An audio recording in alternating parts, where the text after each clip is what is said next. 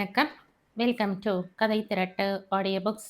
இந்த வீடியோவில் நம்ம என்ன கதை கேட்க போகிறோம்னா, சந்தியா காலத்து மேகங்கள் கதையின் 2வது பகுதி. நம்ம சேனலை இது வரைக்கும் சப்ஸ்கிரைப் பண்ணாதவங்க சப்ஸ்கிரைப் பண்ணுங்க. பக்கத்தில் இருக்கிற பெல் ஐகானை கிளிக் பண்ணி ஆளுங்கிற ஆப்ஷனை ப்ரெஸ் பண்ணுங்க. ஸோ தட் நான் போடுற கதைகளை உடனுக்குடனே நீங்கள் கேட்கலாம். வாங்க கதைக்குள்ளே போகலாம். பொடி வைத்து பேசுவதில் சித்திக்கு நிகர் சித்திதான். இருக்கும் ஒரே பிள்ளை. கணக்கு பார்த்து பணம் அனுப்பி சாப்பிட்டாலும் கம்பீரத்துக்கு ஒன்றும் குறைச்சல் இல்லை. பிள்ளையிடம் போய் 1 மாசம் இருந்தவளை எப்படியோ பேக் பண்ணி அனுப்பிவிட்டாள் மாட்டுப்பெண்.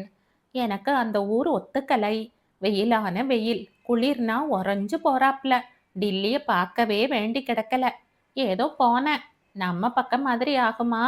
1ஆம் தேதியானா டோக் டோக்கா புள்ள பணம் அனுப்புறான். ஹாயா உக்காண்டு செலவு பண்ணிண்டு கோவில் குளம் போயிட்டு பூஜை புனஸ்காரம்னு இல்லாம எனக்கு சரிப்படாதுப்பான்னு அங்கெல்லாம் சொல்லிட்டேன் அப்படிம்பாள். வீட்டு சீதோஷ்ண நிலை சரியில்லையா, நாட்டு சீதோஷ்ண நிலை சரியில்லையான்னு 4 சுவருக்குத்தான் தெரியும். வீணாவின் அழகிலும் சாமர்த்தியத்திலும் அவளுக்கு என்றுமே பொறாமை உண்டு. தன் பெண்ணும் அப்படி இல்லையேன்னு ஆதங்கம் அவளுக்கு ரொம்ப உண்டு. உள்ளூரிலேயே பொன்னை நல்ல வசதியான குடும்பத்தில் கொடுத்த பெருமை என்று என்னைக்குமே சுய புராணம்தான். பர்வதத்திற்கும் 10 மாதம் சுமந்து பெற்ற பெண் இப்படி கால் சரியில்லாமல் நொண்டியாக இருக்கிறதே, கல்யாணம் காட்சி என்ற எந்த சாங்கியமும் இன்றி என்ற பெற்ற வயிற்றின் எரிச்சல் பற்றி எரிந்து புகையாக வந்து கொண்டிருந்த சமயத்தில் அவ்வப்போது தங்கை ராஜமும் வந்ததால் தன்னால் முடிந்த மட்டும் விசிறிக் கொண்டிருந்ததால் கொழுந்து விட்டு எரிந்தது. உடல் ஊனம் தீரலாம், களங்கங்களையும் காயங்களையும் கொண்டு புறையோடி போன உள்ளத்தின் ஊனம் குணமாக்க முடியாது என்ற உண்மையை அவள் உணராத நிலையில் தன்னையும் புண்படுத்தி கொண்டு தான் வாழும் சூழ்நிலையையும் விஷமாக்கி கொண்டிருந்தாள் பர்வதம். அவர்கள் ஊருக்கு கிளம்புவதை கண்ட பர்வதமும் சரளாவும் ஒருவருக்கொருவர் கண்களாலேயே நொடித்து கொண்டனர். போகட்டும் நிம்மதி, பர்வதத்தின் மனது குரூரமாக விமர்சித்தது. அம்மா போயிட்டு வரேன், வீடு பத்திரம். சரளா உடம்ப பார்த்துக்கோ, வர்றதுக்கு முந்தி கடிதம் போடுறேன். வீணாவின் சொல்லுக்கு ஆஹா என்ற ஒரே வார்த்தையில் பதில் கொடுத்தாள் பர்வதம். அந்த ஆகாவில் எத்தனையோ அர்த்தங்கள். நீ எப்ப வேணா வா, நீ இல்லாம கொஞ்ச நாளாவது நிம்மதியா இருப்போம்னு அர்த்தம்.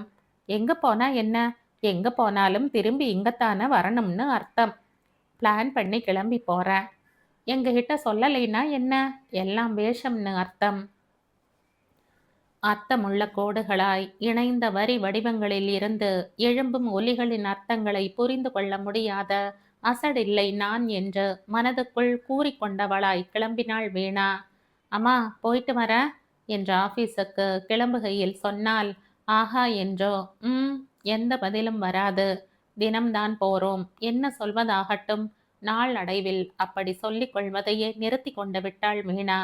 வரவேற்கப்படாத எந்த அறிவிப்பும் முகமனம் தேவையில்லை என்று என்றோ உணர்ந்து விட்டிருந்ததால் தனக்குத்தானே காலம் வரப்போனால் சாயங்காலம் வரப்போறோம், என்ன வேண்டி கிடக்கு என்று சமாதானப்படுத்திக் கொள்வாள்.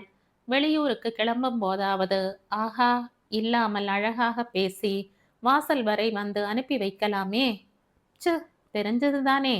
சமாதானமானவளாய் அப்பா போயிட்டு வரணும், போயிட்டு வரட்டுமா? அப்பாவுக்கு என்ன வேணும் சொல்லுங்க அப்பா. அப்பா பேர்ல லட்ச அர்ச்சனை பண்ணி பிரசாதம் கொண்டு வரட்டா? லட்சணமா தன்னிடம் வந்து சொல்லிக் கொள்ளும் மகளை ஏறிட்டு பார்த்தவர் மெல்ல சிரித்து கொண்டார். அந்த அசட்டு சிரிப்பு, வாய் கோணிக்கொண்டு விரியும் இதழ்களின் விரிப்பு, பச்சாதாபமான அந்த பார்வை வயிற்றை பிசைந்தது. ஓவென அலறியது வீணாவின் நெஞ்சம். அப்பா, ஐயோ அப்பா, உங்களை பார்த்தா வயிற்றை சங்கடம் பண்றதே.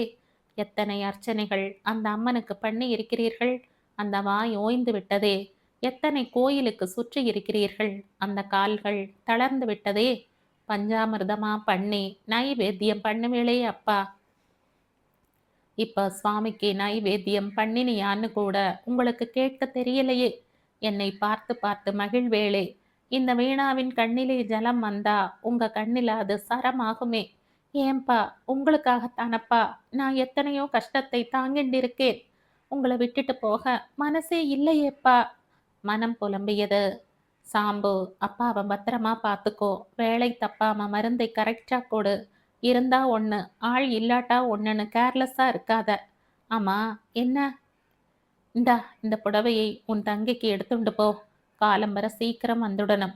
ராத்திரி கண்டிப்பா அப்பாவை தூங்க வச்சுட்டு தான் போகணும். ஆமாம் என்றவாறு பெட்டி கூடைகளை டாக்ஸியில் கொண்டு அடுக்கினாள்.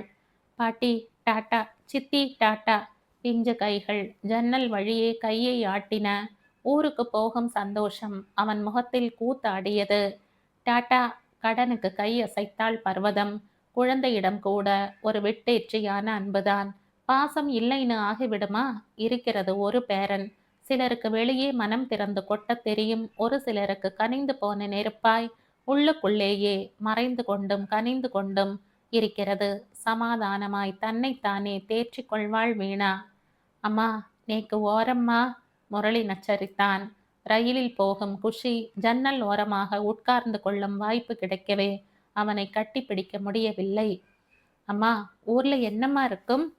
அம்மா, பாட்டி குழந்தைக்கு அப்புச்சு பண்ணி தவ்வாளா? ஆ என்றாள் வீணா. அம்மா, நம்ம எப்பம்மா ஊருக்கு போவோம்? ம். என்னம்மா சொல்லும்மா. ஏன் இப்படி இவள் மௌனமாக இருக்கிறாள் என்ற கவலையும் மனதை அச்சுறுத்தியது.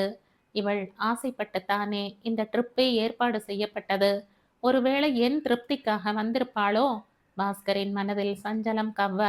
முரளி, அம்மாவை டிஸ்டர்ப் பண்ணாத கண்ணா. ஏன்பா? அம்மாவுக்கு உவ்வாவா? ஆமாண்ட கண்ணா. சட்டென்று நெற்றியில் கையை வைத்து பார்த்த முரளி, அம்மா, நோக்கு உவ்வாவா? சட்டென சுதாரித்து கொண்டவள் இந்த நேரத்தின் சந்தோஷத்தை தன் மௌனம் கலைத்துவிடக் கூடாது என்ற முடிவுடன், இல்லடா கண்ணா, நீ ஓரமா உக்காந்துட்டு இருக்கேல்ல, பேசாம வேடிக்கை பார்க்கணும். சின்னதாக தலையை அசைத்தவன் மறுபடியும் கொஞ்ச நேரத்துக்கெல்லாம், அங்க கூட பாட்டி இருக்காளா? இருக்காளே. அந்த பாட்டி நல்ல பாட்டியம்மா. பளிச்சென கண்களில் தெரித்த மின்னல் பாஸ்கரின் விழிகளில் மோதி தூளாகியது. இந்த குழந்தைக்கு கூட என் அம்மா பொல்லாதவளாயிட்டாளா? அம்மா. சட்டென கழிவிறக்கம் நெஞ்சை கவ்வ கண்களில் நீர் துளிர்த்தது. எல்லா பாட்டியும் நல்ல பாட்டிதான்ப்பா. கொஞ்ச நேரத்தில் ஓடி செல்லும் கம்பமும் குடை ராட்டினமாடும் வயல்களும் அவன் கருத்தை கட்டி போடவே மௌனமானவன் மெல்ல ஓடும் ரயிலின் ஆட்டத்தில் தூங்கி போனான். குழந்தை படுக்கமாக ஆக ஹோல்டாலை விரித்த பாஸ்கர் குழந்தையை மெல்ல தூக்கி அதில் கிடத்தி போர்த்தினான். Vino. Ah, what happen to you மா? Nothing boss. No, something is there. Are you hiding? சட்டென அவனை தீர்க்கமாக பார்த்தாள் வினோ. சாரிம்மா. அவள் கண்கள் அவனிடம் பேசின. பாஸ், நான் ஒன்று சொல்கிறேன், கேட்பேளா? Sure, Y not? அடுத்த தடவை நீங்கள் வரும்போது நீங்கள் வேலையை ரிசைன் பண்ணிட்டு வரணும். ஏதாவது முதல் போட்டு மன்னார்குடியில் பெரிய ஹார்ட்வேர் ஷாப்போ இல்லை மெடிக்கல் ஷாப்போ ஆரம்பிச்சுடலாம். நான் மன்னார்குடி பிரான்ச்சுக்கு டிரான்ஸ்ஃபர் வாங்கிடுறேன். நாம வீட்டிலேயே அப்பா அம்மாவோட இருந்துடலாம். நிஜமா தான் சொல்றியா என்பது போல பார்த்தான் பாஸ்கர். பொழுதன்னைக்கும் இப்படி தண்ணி மேலே போற உத்தியோகம் வேண்டாம். காசு பணம் எப்படியோ சம்பாதிச்சுக்கலாம். ஆனா எனக்கு பயமா இருக்கு. இந்த உத்தியோகம் வேண்டாம்னா வேண்டாம். குரல் தழுதழுக்க அவள் சொன்னவுடன், வாட் வினோ, கப்பல்ல போறவன் எல்லாம் சாகிறதும் இல்ல, பூமியில் இருக்கிறவன் எல்லாம் வாழறதும் இல்ல. யார் யாருக்கு என்னைக்கு போட்டிருக்கோ அன்னைக்கு போய்த்தான் தீரணும். மெல்ல கன்வின்ஸ் பண்ணினான் பாஸ்கர். அவள் அசைவதாக இல்லை. எஸ், ஓகே, உன் இஷ்டப்படியே நெக்ஸ்ட் டைம் வரப்ப வேலையை ரிசைன் பண்ணிட்டு வர, சரியா? மனசில் லேசாக தெளிவு பிறக்க தலையை மெல்ல ஆட்டினாள் வினோ. வினு பேபி, ஏண்டா நீ என்கிட்ட இத்தனை உசுர வச்சிருக்க? எனக்கு உன் சந்தோஷம் தாண்டா முக்கியம். மெல்ல அவள் தலையை தன் மடிமேல் தாங்கிக் கொண்டவன் லேசாக அந்த நெற்றியை அதில் விழும் கேச சுருளை ஒதுக்கி விட்டான். ரொம்ப தேங்க்ஸ் பாஸ். மனசுக்குள் சொல்லி கொண்டவள் இன்னும் ஆழமாக அவனில் முகம் புதைத்து கொண்டாள். மனசுல இருந்து ஒரு பெரிய பாரம் இறங்கினார் போல் இருந்தது. இருவருக்கும் சொல்லொணாத நிம்மதியில் இறங்கிய அந்த மனசு மெல்ல மெல்ல மிதந்து ஆழ்ந்த தூக்கத்தில் மூழ்கியது. இரவின் அந்தகாரத்தில் தந்தி கம்பங்கள் ஓடி மறைந்தன. அவ்வப்போது நீண்ட குரல் எழுப்பிய அந்த ரயில் தாளம் தவறாமல் தண்டவாளத்தில் ஓடிக்கொண்டிருந்தது. மா. கொல்லையில் லக்ஷ்மி கத்தி கொண்டிருந்தது. இன்னைக்கு ஏன் குப்பன் இவ்வளவு நேரமாகியும் வரலை? மனசுக்குள் சிந்தித்தபடி கொல்லைப்புறம் விரைந்தாள் கனகம். நீண்ட பெரிய கரிய விழிகள் அலைப்பாய, மடியில் பாலின் கனம் தாங்காமல் ஆற்றாமையுடன் கத்தியது லட்சுமி. என் கன்றை அவிழ்த்து விடேன், மடி நிறைய பாலை வச்சுண்டு அவஸ்தைப்படுறேனே, இது தெரியலையா? லிட்டர் லிட்டரா நீங்கள் கறந்துக்கிறீளே, என் குழந்தை சாப்பிடத்தான் கொஞ்சம் அவிழ்த்து விடேன். அந்த கரிய விழிகள் எத்தனையோ பேசி அவளை கெஞ்சின. என்னடா கண்ணா, அம்மாட்ட பால் குடிக்கணுமா? லேட்டாயிடுத்தாடா. அவளை கண்ட கன்று பாசத்தில் துள்ளியது. தன் எஜமானி வந்துட்டா, இனிமே அம்மாட்ட முட்டி முட்டி கொஞ்ச நேரத்தில் காணாம கலம் பாலை திருட்டுத்தனமா குடிச்சிடலாம்னு தாவி தாவி குதித்தது. சட்டென்று கயிற்றை அவிழ்த்து விட்டதுதான் தாமதம். ஒரே பாய்ச்சல். தாயின் வயிற்றில் மோதி மோதி கண்ணை மறுபுறம் திருப்பி கொண்டாள் கனகம். தன் கண்ணே பட்டு விடுமோ என்ற தவிப்பு. கையில் வைத்து கொண்டிருந்த அகத்திக்கீரை கட்டை லட்சுமியிடம் நீட்டினாள். சுருக்குன்னு முள்ளு தைச்சாப்ல பாஸ்கரின் ஞாபகம். 3 பேரில் அவன் கொஞ்சம் செல்லம். பாவம், எங்கேயோ கடல் மேல வேலை. என்னத்தை சாப்பிடுவானோ, என்ன கிடைக்குமோ? தலை தலையா முட்டிண்டேன். இந்த வேலை வேண்டாம்னு கேட்கலையே. சின்ன வயசுல இருந்து வெள்ளை டிராயரையும் சட்டையையும் போட்டுண்டு தலையில தொப்பியும் வச்சுண்டு நான் தான் பைலட்டுன்னு விளையாடுவானே, அதே ஆசையை ஆலமரமா வளர்த்துண்டு உத்தியோகத்துக்கு போயிட்டானே. கரையான் ஓசைப்படாம அரிக்கிறாப்ல மனசுல வேதனைப்பட்டு நொந்து போறேனே. கட்டின பொண்டாட்டியோட காடாறு மாசம் நாடாறு மாசம் வாளே, அந்த மாதிரி அந்த பொண்ணு அங்க தவிச்சுண்டு. பாஸ்கரா, உன்னை பார்க்கணும் போல இருக்குடா. குழந்தை மிளகு குழம்பும் பருப்பு துவையிலும் பண்ணினேனே, நேத்திக்கு உன் ஞாபகம் தாண்டா ராஜா எனக்கு. தொண்டைக்கு கீழே இறங்கவே இல்லையே கண்ணா. எங்காவது ஒரு கடை வச்சு பிழிச்சுக்க சொல்லணும். என்ன வேண்டி கிடக்கலை. இப்படி ஒரு சம்பாத்தியம் பண்ணலேன்னு யார் அழுதா? காசா பெருசு? மனசில் லேசாக அழுத்து கொண்டவளாய், அம்மா நேரமாயிடுத்துமா. குப்பன் குரல் கொடுத்து கொண்டே வந்தான். நேரமாச்சு, அதான் தெரிஞ்ச விஷயமா போச்சு. இப்ப என்ன, சீக்கிரம் பாலை கறந்துண்டு வா. ஐயாக்கு காஃபி குடிக்க நேரமாச்சு. ராத்திரி பாலை வச்சிருந்த, நல்ல வேளை. முதல் வேளைக்கு குடிச்சாச்சு. வயசானவர் மறுபடியும் ஒரு தடவை 2ஆம் தரமா குடிக்கலேன்னா அவர் கோடாது. மா பாட்டி. வாசலில் இருந்து மாறி மாறி குரல் கேட்டது. பாஸ்கரின் குரல், தொடர்ந்து குழந்தையின் குரல். ஓட்டமும் நடையுமாக வாசற்புறம் வந்தாள் கனகம். வாசற்புறம் திண்ணையில் உட்கார்ந்த சிவராமன். கனகம், யார் வந்திருக்கா பாரு. சிவராமன் ஓங்கி குரல் கொடுத்தார். அம்மா. ஓடி வந்த பாஸ்கர் குழந்தையாய் அவளை கட்டி கொண்டான். அவள் பெற்ற பிள்ளை. கை நிறைய அவள் சுமந்த பிள்ளை. வாய் நிறைய பாலை வைத்து கொண்டு முழுங்காமல் அவள் முகத்தை பார்த்து சிரித்த பிள்ளை. பட்டை பட்டையாக விபூதி இட்டு கொண்டு அவளோடு உட்கார்ந்த காமாட்சி விருத்தம் சொன்ன பிள்ளை. இன்று தோளுக்கு மேல் உயர்ந்து ஆஜான பாகமாக அவள் நிமிர்ந்து அவனை பார்த்து பேசும் உடல் வாகுடன். மனசு பொங்கி கண்ணில் இருந்து வழிந்து கன்னத்தில் ஓடி நெஞ்சில் சங்கமித்தது. கண்ணப்பா, இப்பத்தாண்டா ராஜா உன்னை நினைச்ச. உனக்கு 100 ஆயுசுப்பா. வாய் ஓயாமல் சொல்லி தீர்த்தாள் கனகம். அம்மா. சட்டென்று குனிந்து நமஸ்கரித்தாள் மீனா. வாமா. மெல்ல அவளை தூக்கி அணைத்தவள் நெஞ்சு நிறைந்திருந்தது. என்ன சொல்லி ஆசிர்வதிப்பது? வாய் குழறியது. மனசு நிரம்பி வழிந்த நேரத்தில் வார்த்தைகள் ஓட்டமின்றி தடைப்பட்டு கழிந்தன. பாட்டி. முரளிக்கண்ணா. குழந்தையை அள்ளி அணைத்தவள் உச்சி மாறி பொழிந்தாள். கறந்து வந்த பாலை காய்ச்சி கள்ளி சொட்டாக டிகாக்ஷனை விட்டு காஃபியை கலந்து கொண்டு வந்து கொடுத்தாள். பெட்டியை அங்கேயே திறந்து வைத்த வேணா. அம்மா, இந்த புடவை ஆத்துக்கு கட்டிக்க. இது கல்யாணம் கார்த்திகைன்னு வெளியில போறப்ப கட்டிக்க என்று 2 3 புடவைகளை பரப்பினாள் வேணா. 1 டஜன் ரவிக்கை துண்டுகள், மாமனாருக்கு வேட்டி துண்டுகள். ஏண்டியம்மா, புடவை ரொம்ப நன்னா இருக்கே. ரொம்ப விலையோ? எதுக்கடிம்மா இவ்வளவு பணம் செலவழிச்சு வாங்கின? சாதாரணமா வாங்கக்கூடாதா? மனசு பெருமையோட புடவையை அணைத்து கொண்டது. ஆசையோட வாங்கி கொடுக்கிறப்ப மனசு நிறைஞ்சு அதை எடுத்துக்கிற பக்குவம் அவளிடம் இருந்தது. நீ என்ன எனக்கு புடவை வாங்கி கொடுக்க என் பிள்ளைகள் இருக்கிறப்ப நீ வேலை பார்க்குற மமதைன்னு அலட்சியமா புறங்கையால தள்ளி விடலை அவள். அம்மா, இன்னைக்கே ஒரு புடவை பிரிச்சு கட்டிக்கோங்கம்மா. சின்ன குழந்தையாட்டமா அன்னிக்கே புடவையை பிரிச்சு கட்டிண்டு பாயசமும் வடையுமா விருந்து சாப்பிட்டு வாய் ஓயாம பேசி தன் பிரிவை ஏற கட்டி ஒவ்வொரு நாளும் பண்டிகையாய் திருநாளாய் சிரிப்பும் பேச்சுமாக கலகலத்து வழிந்தது அந்த வீடு. மன்னார்குடிக்கு வந்து விளையாட்டு போல ஒரு மாதமும் ஓடிவிட்டது. பாஸ்கர் ஊருக்கு திரும்பும் நாளும் வந்துவிட்டது. முரளிக்கும் ஸ்கூல் திறக்கும் டைம். வயசான நாளில் உட்கார வைத்து தனக்கு யாரும் பண்ணவில்லையே என்ற எந்த கடுப்பும் இல்லாமல் ஓடி ஓடி வேலை பண்ணினாள் கனகம்.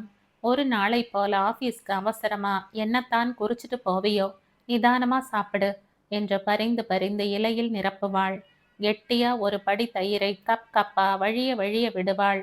செவ்வாய் வெள்ளி தப்பாம இந்தா இங்க வான்னு மணையை போட்டு உள்ளங்கை வழிய வழிய தலையில் எண்ணெயை வச்சு உள்ளே இறக்கியபடி தலைமயிரெல்லாம் கொட்டெடுத்து உடம்பு நன்னா தேரவே இல்லைன்னு குறைபட்டுண்டே தங்க ரேக்காய் வழியும் மூங்கில் போன்ற தோள்களின் சரிவை கண்ணுக்குள் சிறைப்படுத்தி கொண்டவளாய், இத பாரு, தலையை ஆத்திக்க வாசல்ல போகாத, எதிர்த்தாத்து அபிராமிக்கு கொள்ளிக்கண், எண்ணெய் மினுமினுப்பில் அந்த மஞ்சள் உடம்பில் கரித்துண்டாய் கண் பட்டுவிடப் போகிறது என்ற ஆதங்கம் பேச்சில் தழும்பும்.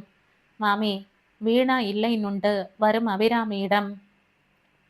அவளா உடம்பு முடியலைன்னு இப்பத்தான் பாங்கா பதிலை சொல்லி அனுப்பும் நேர்த்தி. வியஞ்சனங்களை பண்ணி வைத்தால் மட்டும் போராது, அதை பாங்காக அன்பாக பரிமாறும்போது அதன் சுவை கூடுகிறது என்பது போல் மனசுல அன்பிருந்தா மட்டும் போராது, அதை இதமாக குணமாக சேர்க்கும் நேர்த்தியும் வேண்டும் என்பதை எத்தனை நன்றாக இவர் புரிந்து கொண்டிருக்கிறார் என்று தன்னை அறியாமல் தன் அம்மாவையும் மாமியாரையும் ஒப்பிடலானாள் வீணா. அம்மா மாதிரிதான் இவரும், எத்தனை குழைய குழைய பேசுறார்னு நினைச்சனே. கரும்பு கொல்லையில காட்டா மணிக்காயா விளையும். சிவராமன் குழந்தை முரளியை விடவே இல்லை. வயசான காலத்தில் அந்த பெரிய குழந்தையும் இந்த சின்ன குழந்தையும் சேர்ந்து வீட்டை லூட்டி அடித்து கொண்டிருந்தன. டாட்டா டாட்டா என முரளி விடையாய் ஒட்டி விட்டிருந்தான் சிவராமனிடம். ஏமா, மெட்ராஸ் பாட்டியை விட மன்னார்குடி பாட்டி தான் பெஸ்ட் இல்லம்மா. இந்த பாட்டி தான் முரளிக்கு செல்லம். அந்த தாத்தா பாவம் பேச மாட்டார். இந்த தாத்தாவுக்கு முரளி செல்லம்.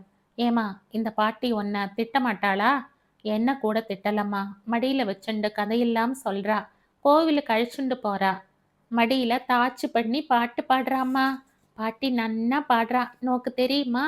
கண்களில் வியப்பு, அதன் விரிவில் கூத்தாட அவன் சொல்லும்போது அவன் கேள்விகளுக்கு அந்த சின்ன சின்ன மனதின் பெரிய பெரிய சந்தேகங்களும் பதில் சொல்ல தெரியாமல் முழித்துவிட்டு, அப்பாட்ட போய் கேள்டா கண்ணான்னு தப்பிச்சுண்டு. அம்பிகே, இதென்ன சோதனை? பிஞ்சு மனதில்தான் எத்தனை கரிக்கோடுகள் அழுத்தமாய் ஆழமாய் வடுக்களாய் அழிக்க முடியாதபடி பதிந்து விட்டிருக்கின்றன. பெண் இல்லை என்ற குறையை தீர்ப்பது போல் வீணா அம்மா அம்மான்னு ஒட்டிண்டு அந்த வீட்டில் மழைய வந்து கொண்டிருந்த நிலையில் சொல்லில் வடிக்க இயலாத உணர்வுகளின் சுழிப்பில் பாஸ்கருக்கும் சொர்க்கம் என்ற ஒன்று இருக்கும் பட்சத்தில் நல்ல மனைவியும் அன்பு தாயும் சேர்ந்த இந்த இடத்தை தவிர வேறு ஒன்று இருக்க முடியாது என்ற நிலைக்கு வந்திருந்தான். அவனுக்கே இந்த தடவை மன்னார்குடி வீட்டில் இருந்து கிளம்ப இஷ்டமே இல்லை. கை காரியத்தை பிடுங்கி செய்வதும் ஏதோ ஒன்றுக்கும் அம்மா இது செய்யட்டுமா அது செய்யட்டுமா என்று கேட்டு புடவை தலைப்பை பிடித்து கொண்டு சுற்றும் சிறுமியாய் சுற்றி சுற்றி வரும் வீணாவை கண்டு மகிழ்ச்சியின் எல்லைக்கே சென்று விட்டிருந்தாள் கனகம். பெரிய நாட்டு பெண்ணை கல்யாணத்தன்று பார்த்ததோடு சரி, அடுத்தவன் யாரோ சிந்திக்காரியை பண்ணி கொண்டிருந்தான். அவன் மட்டும் வருவான், அவளை பார்த்தது கூட கிடையாது. அவளை அழைச்சுண்டு வரக்கூடாதான்னு 2 தடவை சொல்லி பார்த்தாள். ஒருவேளை அம்மா பொல்லாதவள் என்ற நினைப்போ என்னவோ. அதற்கு மேல் அவளும் சொல்வதை விட்டு விட்டாள். 3வது பிள்ளை காதல் கத்திரிக்காய்கிறானே என்ற வயிற்றில் நெருப்பை கட்டி கொள்ளாத தோஷம் தவித்து கொண்டிருந்தாள். ஆரத்தி கொட்டி அழைத்த போதும் தன் அதிர்ஷ்டத்தில் நம்பிக்கை இல்லாமல்தான் இருந்தாள். ஆனால் அவள் பயந்த மாதிரி இல்லாமல் வருடத்துக்கு ஒரு தரம் வந்து 2 நாள் தங்கினாலும் அவளின் மதிப்பை பெறுவதில் வீணா கண்ணும் கருத்துமாகத்தான் இருந்தாள். இந்த தடவையோ வயிற்றில் பிறந்த பெண் கூட இத்தனை அன்பும் ஆசையுமா இருக்க மாட்டான்னு மனசுல பதிந்து போய் விட்டிருந்தது. அன்னைக்கு பிள்ளையையும் மாட்டு பெண்ணையும் படம் பார்க்க அனுப்பிச்சிட்டு ஒருத்தரை போல எல்லா ராத்து வாசல்களையும் பார்த்தவள் திக் திக் என மனம் அடித்து கொள்ள உட்கார்ந்திருந்தவள். அவர்கள் இருவரும் வந்தவுடன் 2 பேரையும் நிற்க வச்சு தெருமண்ணை ஒரு பிடி எடுத்து சுத்திவிட்டு கொல்லையில் இருந்து கொண்டு வந்த துடைப்பத்தை கொளுத்தி 3 முறை சுற்றிவிட்டு நடு ரோட்டில் எறிந்துவிட்டு வந்தாள். 2 பேரையும் உட்கார வைத்து தயிர் விட்டு பிசைந்த சாதமும் மாவடுவுமாய் இருவர் கையிலும் மாற்றி மாற்றி உருட்டி போட்டாள். கச்சட்டி சாதத்தை உள்ளே இறக்கி விட்டிருந்தாள். இப்படியும் ஒரு அன்பின் பரிவா? பகவானே, விக்கித்து விட்டாள் வீணா. சினிமா போயிட்டு வந்தா தூக்க கலக்கத்தோடு கதவை திறந்துவிட்டு போய் முடக்கிக் கொள்ளும் அம்மாவையே கண்ட அவளுக்கு இது ஒரு நம்ப முடியாத சத்தியமான உண்மையாக விஸ்வரூபம் எடுத்து அவளை திணற வைத்தது. ஊருக்கு புறப்படும் நாளும் வந்தது. குழந்தையை கட்டிக்கொண்டு அவர்கள் அழ, அதை கண்ட முரளி அழ, பாஸ்கருக்கும் மீனாவுக்கும் தேற்றுமாறின்றி கண்கள் ஊற்றாக பெருக பிரிய மனம் இல்லாமல் அவர்கள் பிரிந்தனர். அம்மா, அப்பா, போயிட்டு வரேன். நமஸ்கரித்து எழுந்தவளை எப்படி ஆசிர்வதிப்பது என்ற அந்த கிழ நெஞ்சங்கள் ஏங்க. தீர்க்க சுமங்கலியா இருமா.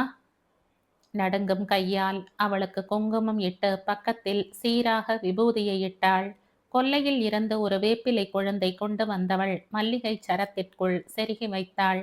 நெஞ்சை அடைத்து மொழியை இழந்து நிற்கையில் வீணாவுக்கு துக்கம் தொண்டையை அடைத்தது. கண்ணு கெட்டிய தூரம் வரை கை ஆட்டி கொண்டிருந்த அந்த தம்பதியினரை கண்டு விதி சிரிக்கப் போவதை அறியாமல் அவர்கள் அழுது கொண்டிருந்தனர். சிலசிலுவென்று காலை பொழுது விடிந்து கொண்டிருந்த வேளையில் இறங்குவதற்காக வாகாக சாமான்களை எடுத்து சரிப்படுத்தினாள் வீணா. குறுக்கும் நெடுக்குமாக 5 நிமிடத்துக்கு ஒரு எலக்ட்ரிக் ட்ரெயின் போய்க் கொண்டிருந்தது. புடவைகளும் பேண்டுகளும் தொங்கிக் கொண்டு அந்த அதிகாலையிலேயே நகரின் விழிப்பை பறைசாற்றிக் கொண்டு நல்ல செய்தி சொல்லும் குடுகுடுப்பைக்காரனாக ஒரு கூடை நிறைய ஆத்தில் காய்த்த நாரத்தங்காய், இளநீர் குலைகள் ஒரு சாக்கில், உரித்த தேங்காய் ஒரு 20. வயசானவர், வாய்க்கு ருசியாக கேட்க முடியாதவர்னு ஆசை ஆசையாய் 5 படி பாலை காய்ச்சி அடுப்போடு போராடி ஒரு பெரிய தூக்கு நிறைய திரட்டுப்பால், கொஞ்சம் கை முறுக்கு, இப்படி அன்பின் அன்பளிப்புகள் குவிந்து விட்டிருந்தன. இரவெல்லாம் ஓடி வந்த அலுப்பில் எக்மோர் ஸ்டேஷன் வந்தவுடன் வண்டி ஒரு குலுங்கி நின்றது. டாக்ஸி பிடித்து கொண்டு ஏறி உட்காருவதற்குள் அப்பாடா என்று ஆகிவிட்டிருந்தது. நெரிசலான சென்னையின் சாலைகளில் பல்லவன்கள் பறந்து கொண்டிருந்தன. ஓடிப்போன கட்டிடங்கள் ஓடிப்போன சந்தோஷத்தை ஊர்ஜிதம் செய்து கொண்டிருந்தன. இனிமையான தென்றலின் இதத்தை ஆனந்தமாக அனுபவித்தவளுக்கு வீட்டில் நுழைந்தவுடன் ஜன்னலே இல்லாத அறையில் நுழைந்தாற் போல ஒரு திகில், பிரமிப்பு. ஓடி சென்று அப்பாவை பார்த்தவள் பழைய நிலைக்கு திரும்ப கொஞ்ச நேரம் பிடித்தது. பல் தேய்த்து காஃபி சாப்பிட்டு கொண்டு வந்த சாமான்களை பங்கீடு பண்ணியவளாய், பழைய நிலைக்கு தன்னை பழக்கப்படுத்தி கொண்டவளாய், ட்ரெயினில் வந்த களைப்பு தீர ஸ்நானம் பண்ணிவிட்டு வந்தாள். தூக்கை திறந்து கரண்டியில் திரட்டு பாலை எடுத்து சரளாவிடமும் அம்மாவிடமும் நீட்டினாள். வாயில் போட்டு கொண்டாள் பர்வதம். போட்டவுடன் மணலாய் கரைந்து இனித்தன. ஆத்து பாலு என்னம்மா இருக்கு? உன் மாமியார் மாமனார் எல்லாம் சௌக்கியமா? மெதுவாக கேட்டாள் பர்வதம். அம்மா மனசு தங்கம் இல்லைனா கூட கல் இல்லை. நிச்சயமாய் இந்த சரளாவும் சித்தியும் இல்லைனா அம்மா கூட என்கிட்ட எத்தனையோ பாசமா இருந்திருப்பா. மெல்ல மனதின் அலைகள் ஆர்ப்பரித்தன. பாஸ்கர் அன்றே ஊருக்கு புறப்பட வேண்டியிருந்ததினால் காஃபி சாப்பிட்ட கையோடு வெளியே போய்விட்டிருந்தான். சரளா, இந்தா. ஒரு முறை தீர்க்கமாய் பார்த்தவள் கழுத்து நொடித்து திருப்பியது. பார்வையின் காரம் சுள்ளனு உரைச்சது. பெரிய ஸ்வீட். மாமியாரோட பெருமையை பொறந்தாத்துல பீத்திண்டாளாம். உலகத்திலேயே இல்லாத பெரிய ஸ்வீட். பெருசா கொண்டு வந்து நீட்றா. போய்விட்டாள் அவள். இவள் என்ன கொடுக்கிறது? நான் என்ன வாங்கிக்கிறது? அலட்சியம் பார்வையில் அந்த குரோதமான எண்ணங்களின் வெளிச்சம் பார்வையில் நிழலடித்தது. மாறுபட்ட கோணத்தில் பிசிரடித்தது. இவள் மாறமாட்டாள். இவளை மாற்றவும் முடியாது. இவள் கால் மட்டும் முடம் இல்லை. இவ்வளவு மோசமான எண்ணங்களை கொண்ட இவள் மனசும் தான் முடம். இவ்வளவு அகந்தையா? யாராலே மறுக்க முடியும்? இவள் போக்கிலே போய் திருத்த வேண்டுமே அன்றே. சட்டுன்னு இவளுக்கு ஏதாவது புத்திமதி சொல்ற பட்சத்தில் அது பாறாங்கல்லில் போய் தலையை மோதிக்கிறது போல ஆயிடும். பட்டென்று மனசு சுருங்கினாலும் அதை தன் நிதானத்தால் மெல்ல நீவி சுருக்கங்களை சரி பண்ணினாள். நீ என் மனசில் எப்படி வேண்டுமானாலும் அடி. ஆனால் என்னால் அந்த அடியையும் வாங்கி கொண்டு உன்னோடு பேசி சிரிக்க முடியும் என்பது போல மௌனமாக அகன்றாள். தானா எடுத்து தின்னுப்பா, கொடுத்தா தான் வாங்கிக்க பிடிக்கல. திரும்பவும் ரொட்டீனில் மூழ்கலானாள். பாஸ்கர் ஊருக்கு புறப்படுவதற்கான பேக்கிங் பாக்கி இருந்தது. முரளிக்கு குளிப்பாட்டி சாதம் போட்டு அவனை தூங்க வைத்தாள். நாளையிலிருந்து அவனை ஸ்கூலுக்கு அனுப்பணும். லீவ் முடிந்து விட்டது. என்ன படுத்துவானோ? மண்டே அன்னைக்கு டியூட்டி ஜாயின் பண்ணிடணும். கை பரபரவென வேலை பண்ணி கொண்டிருக்க மனம் ஷெட்யூலை ப்ரிப்பேர் பண்ணி கொண்டிருந்தது. அப்பாவுக்கு இப்ப நன்னா தேவலை. கொஞ்சம் கொஞ்சம் பேச்சு வரது. காலை இழுத்து இழுத்து நடக்க முடிகிறது. கைதான் வரலை. பார்வையிலும் தெளிவு இருக்கிறது. பரவாயில்லை, கோட்டக்கல் வைத்தியம் லேசாக வெற்றியை தழுவி வருகிறது. பழையபடி மறுபடியும் காலையிலே எழுந்திருக்கிறப்பவே அவசரம் பம்பரமாக சுழல செய்யும் வீட்டு வேலை, சுட சுட கொட்டி கொண்டு ஆபீஸுக்கு ஓட்டம், பஸ்ஸில் இடித்தடி, திரும்ப நடைப்படமாக வருதல், இரவின் மென்மையான தன்மையில் எண்ணங்களால் கரைந்து போதல். வாழ்க்கைதான் எத்தனை பெரிய நாவல். பக்கம் பக்கமாய் வாசித்து ஒன்றிப் போய் சரிந்து இடிந்து போய் அழுது மறுபடியும் முடிவு தெரியாமல் பக்கங்களை புரட்டி பின் சலித்து செயல் இழந்து மற்றவர்களை புரட்ட வைத்து கடைசியில் தானே முடிந்து போய். அன்று ஆபீஸில் இருந்து திரும்பியவள் நடையில் செருப்பை விட்டுவிட்டு உள்ளே நுழையவும் உள்ளிருந்து வந்த சப்தம் ஏனோ தானோ வென்று வந்தவளை குத்திட்டு நிற்க வைத்தது. முரளி அடம் பிடித்து அழுது கொண்டிருக்க பர்வதம் ஓங்கிய கையும் சிவந்த முகமுமாக கத்திக் கொண்டிருந்தாள். வயசான காலத்துல விழுந்து கிடக்காம இப்படி ஒரு பேயை கட்டிண்டு மாரடிக்க வேண்டி இருக்கே. நீதான் பேய், பெரிய பேய், பாட்டி பேய், முரளி கத்தினான். அம்மா காரியை அப்படியே உரிச்சுண்டு பிறந்திருக்கு, சரளா விமர்சனம் செய்தாள். மெல்ல வீணா உள்ளே நுழைந்தாள். ஓடி வந்த முரளி வீணாவை கட்டி கொண்டு விசும்பினான். சட்டுன சப்தம் ஓய்ந்து நீண்ட அமைதி நிலவியது. விசித்து விசித்து அழுதவனை தூக்கிண்டு போய் சமாதானப்படுத்தி மெல்ல விபரம் கேட்டு புரிந்து கொண்டு பரிதவித்து சோர்ந்து போனாள் வீணா. சின்ன விஷயம்தான், பெருசா எதுவும் இல்லை. பெருசெல்லாம் போன இடம் தெரியாமல் போயிடும். சின்ன விஷயம்தான் விஸ்வரூபம் எடுத்து பெரிய அழிவுக்கு காரணமாகும். இந்த பிஸ்கட் வேணாம்னு அடம் பிடிச்சவன் கையில் கொடுத்திருந்த பிஸ்கட்டையும் உடைச்சு தூர போடவே பர்வதத்துக்கு கோபம் வந்திருக்கு. சமாதானமாக 2 வார்த்தை சொல்லி இருந்தால் தணிந்து போயிருப்பான். பசி வேளை, இரண்டும் கெட்டான். அடம் பிடித்தழுதிருக்கிறான்.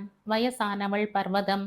தள்ளாமை, எத்தனையோ மாதங்களாய் மனதில் படிந்திருந்த கசப்பு சட்டுன்னு வழுக்கிவிட்டு வார்த்தைகளை கொட்ட வைத்து விட்டது. வார்த்தைகளை இதமாய் பேசியிருந்தால் ஒன்றுமே நேர்ந்திருக்காது. குழந்தைகள்தானே.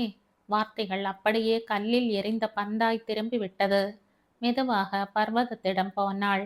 ஏமா, இது 2ம் கெட்டான். அவங்கிட்ட கொஞ்சம் இதமா பேசியிருந்தா அடங்கி இருப்பான். சின்ன குழந்தைதானே. சொல்ற விதத்துல சொல்லி இருந்தா சமாதானமாகி இருப்பான். மெல்ல அழுத்து கொண்டாள் வீணா. உன்னை மாதிரி குழைய குழைய பேசி ஒருத்தொருத்தர்கிட்ட ஒரு விதமா எனக்கு நடிக்க தெரியாது. ஆளுக்கு தகுந்த வேஷம் போட தெரியாது. எனக்கு இவ்வளவுதான் தெரியும். எனக்கு தெரிஞ்ச மட்டும் போதும். பட்டுன்னு போட்டாள் பர்வதம். நான் என்னம்மா சொல்லிட்டேன்? இப்ப நீ ஏன் இப்படி பெரிய பெரிய வார்த்தைகளை கொட்டுற? ஆமாண்டி அம்மா, நீ ரொம்ப ரொம்ப நல்லவ. நான் தான் சண்டைக்காரி. சரிம்மா, அதோட விடு. உனக்கு நல்லது சொன்னா எடுபட மாட்டேங்கிறது.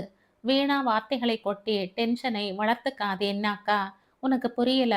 வீணா கொஞ்சம் அழுத்த குரலில் சொல்லி முடித்தாள். இனிமே உங்ககிட்ட தான் ட்ரைனிங் எடுத்துக்கணும். உனக்கு தெரியும், என்னைக்குமே கிட்ட இருந்தா முட்டை பகைதான். இனிமே சேர்ந்து ஒன்னா இருக்க முடியும்னு எனக்கு தோணலை. போய்விட்டாள் பர்வதம். ஊரிலே இருந்து வந்தவுடனே சாதாரணமாகத்தானே இருந்தாள். மறுபடியும் இப்படி கோபமாக பேசி மனசை நோகடிச்சுண்டு. ஒருவேளை விலகி இருந்தால் தானே ஒட்டுதல் இருக்குமோ? கொஞ்ச நாளைக்கு யார் முகத்திலும் முழிக்காம கண் காணாம எங்காவது போயிடணும் போல ஒரு வெறி மனசை நிறைத்தது. வார்த்தைகளாலும் செய்கைகளாலும் மனசை நோகடிப்பவர்களை எல்லாம் வெறுப்பது என்றால் மனசுக்கு அண்மையானவர்கள் ஒருவர் கூட இந்த உலகத்தில் தேர மாட்டார்கள். சட்டுன்னு முரளியை தூக்கிண்டவள் ஒரு மாறுதலுக்காக பையை எடுத்துக்கொண்டு கடைக்கு கிளம்பினாள். காலார நடக்க வெளிக்காற்றின் தன்மையில் அவள் மனசு கொஞ்சம் கொஞ்சமாக ஆற ஆரம்பித்தது. பாவம் அம்மா, அவள் வயசுக்கு நம்ம இருக்கக்கூட மாட்டோம். என்னவோ தள்ளலை போல. இந்த பிள்ளையும் இப்படி படுத்து இருக்க வேண்டாம். ரொம்ப படுத்தினால் யாருக்குத்தான் கோபம் வராது? நாம அந்த இடத்தில் இருந்தால் இதைவிட மோசமாகத்தான் இருப்போம் என்று நினைத்தவளாய் மெல்ல நடக்கலானாள். மெல்ல காலை அழுத்தி நடக்கிறப்ப லேசா தெளிவு பிறந்தது. முரளிக்கண்ணா, என்னம்மா? நீ நல்ல பையன்ல, சமத்து குட்டில, பெரியவாளை படுத்தக்கூடாது, பிரியமா பேசணும். பாட்டிக்கு வயசாச்சு, கிழவியா போயிட்டா இல்ல? பாட்டி பாவம். ஸ்கூல்ல நீ என்ன படிச்ச? பெரியவாள்கிட்ட மரியாதையா இருக்கணும், எதிர்த்து பேசக்கூடாது இல்லையா? உங்க மிஸ் இதெல்லாம் சொல்லி தரலையா? இனிமே பாட்டியை எதிர்த்து பேச மாட்டியே? பாட்டியை படுத்த மாட்டியே? ஆபீஸுக்கு தினம் அம்மா போனா தானே சம்பளம் கொடுப்பா? நீ அழுதா அம்மாவுக்கும் ஆபீஸ்ல அழுகை வருமோ இல்லையோ? வருமோ இல்லையோன்னு சொல்லி அவன் நான் இனிமே சமத்தா இருப்பேன்னு டபுள் பிராமிஸ் பண்ணி சமாதானமாகி அவர்கள் வீடு திரும்பும்போது மணி 8 இருந்தது. குழந்தைய தூக்கிண்டு எங்க போயிட்டா? இருட்டுடுத்தே, இன்னும் காணமே. உள்ளுக்குள் உதைப்பு இருந்தாலும் எங்க போறா? தானா வராங்கிற எண்ணம் ஒரு பக்கம். பர்வதம் சுருண்டு படுத்துன்றிருந்தாள். கண்ணை இழுக்கவே தூங்கி விட்டாள். அப்படியே மெல்ல கதவை ஓசைப்படுத்தினாள் வீணா. கொஞ்ச நேரம் மௌனம். ஊர் சுத்திட்டு வரா, கொஞ்ச நேரம் நிக்கட்டுமே. சற்று பொறுத்து எழுந்த சரளா மெல்ல போய் கதவை திறந்தாள். தாழ்பாளை விலக்கிய ஓசையில் அவள் மனதின் ஆங்காரம் ஓலமிட்டது. பைத்தியக்காரி, உன் கோபமே உன் வெறுப்பே உனக்கு நீ தோண்டிக் கொள்ளும் குழி. அதுல விழுந்து அவஸ்தைப்பட போவதும் நீயேதான் என்ற மனதுக்குள் சொல்லிக் கொண்டவளாய் மௌனமாக உள்ளே சென்றாள்.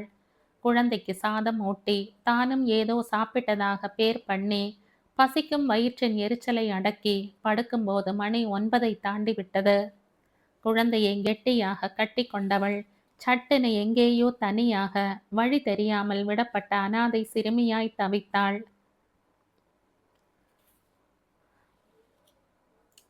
அன்பான அரவணைப்பிற்காக, கனிவான ஒரு பார்வைக்காக மனசு ஏங்கியது.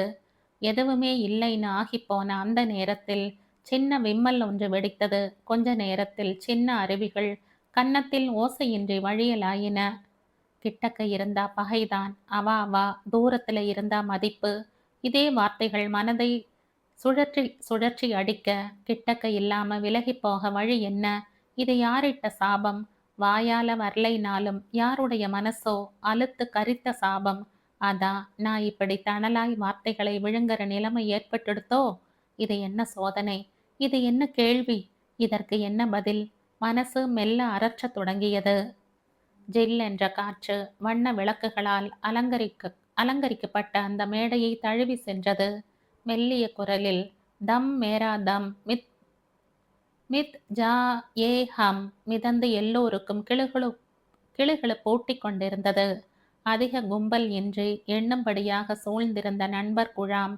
வெள்ளை வெளிர் என்ற டிரெஸ்ஸில், கருப்பு டையில், மிளிர்ந்த ஒற்றை முகத்தில் பாஸ்கர் சீஃப் கெஸ்டாக அமர்ந்திருந்தான்.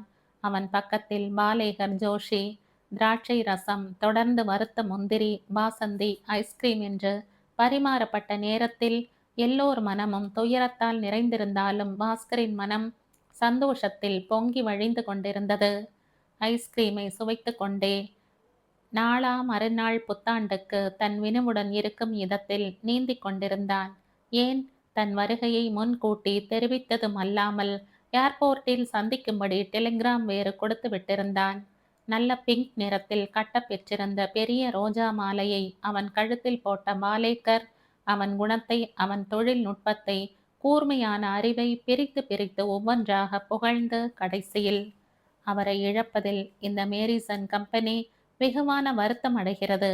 இருந்த போதிலும் எங்கு சென்றாலும் அவர் எதிர்காலம் சிறப்புடன் இருக்க எல்லாம் வல்ல இறைவனை வேண்டிக் கொள்கிறேன் என்று முடித்தார்.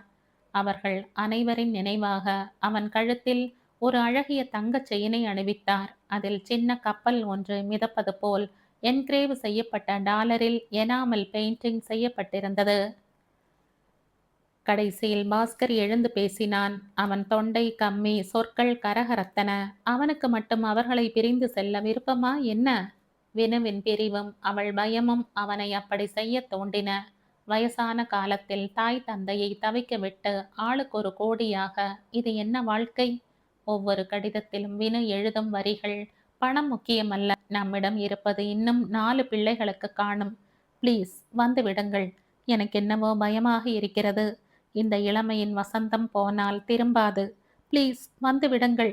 இப்படி எத்தனை கடிதங்கள் மாறி மாறி ஒரே அர்த்தங்களை சுமந்து, இந்த கப்பல் உத்தியோகம் வேண்டாம்.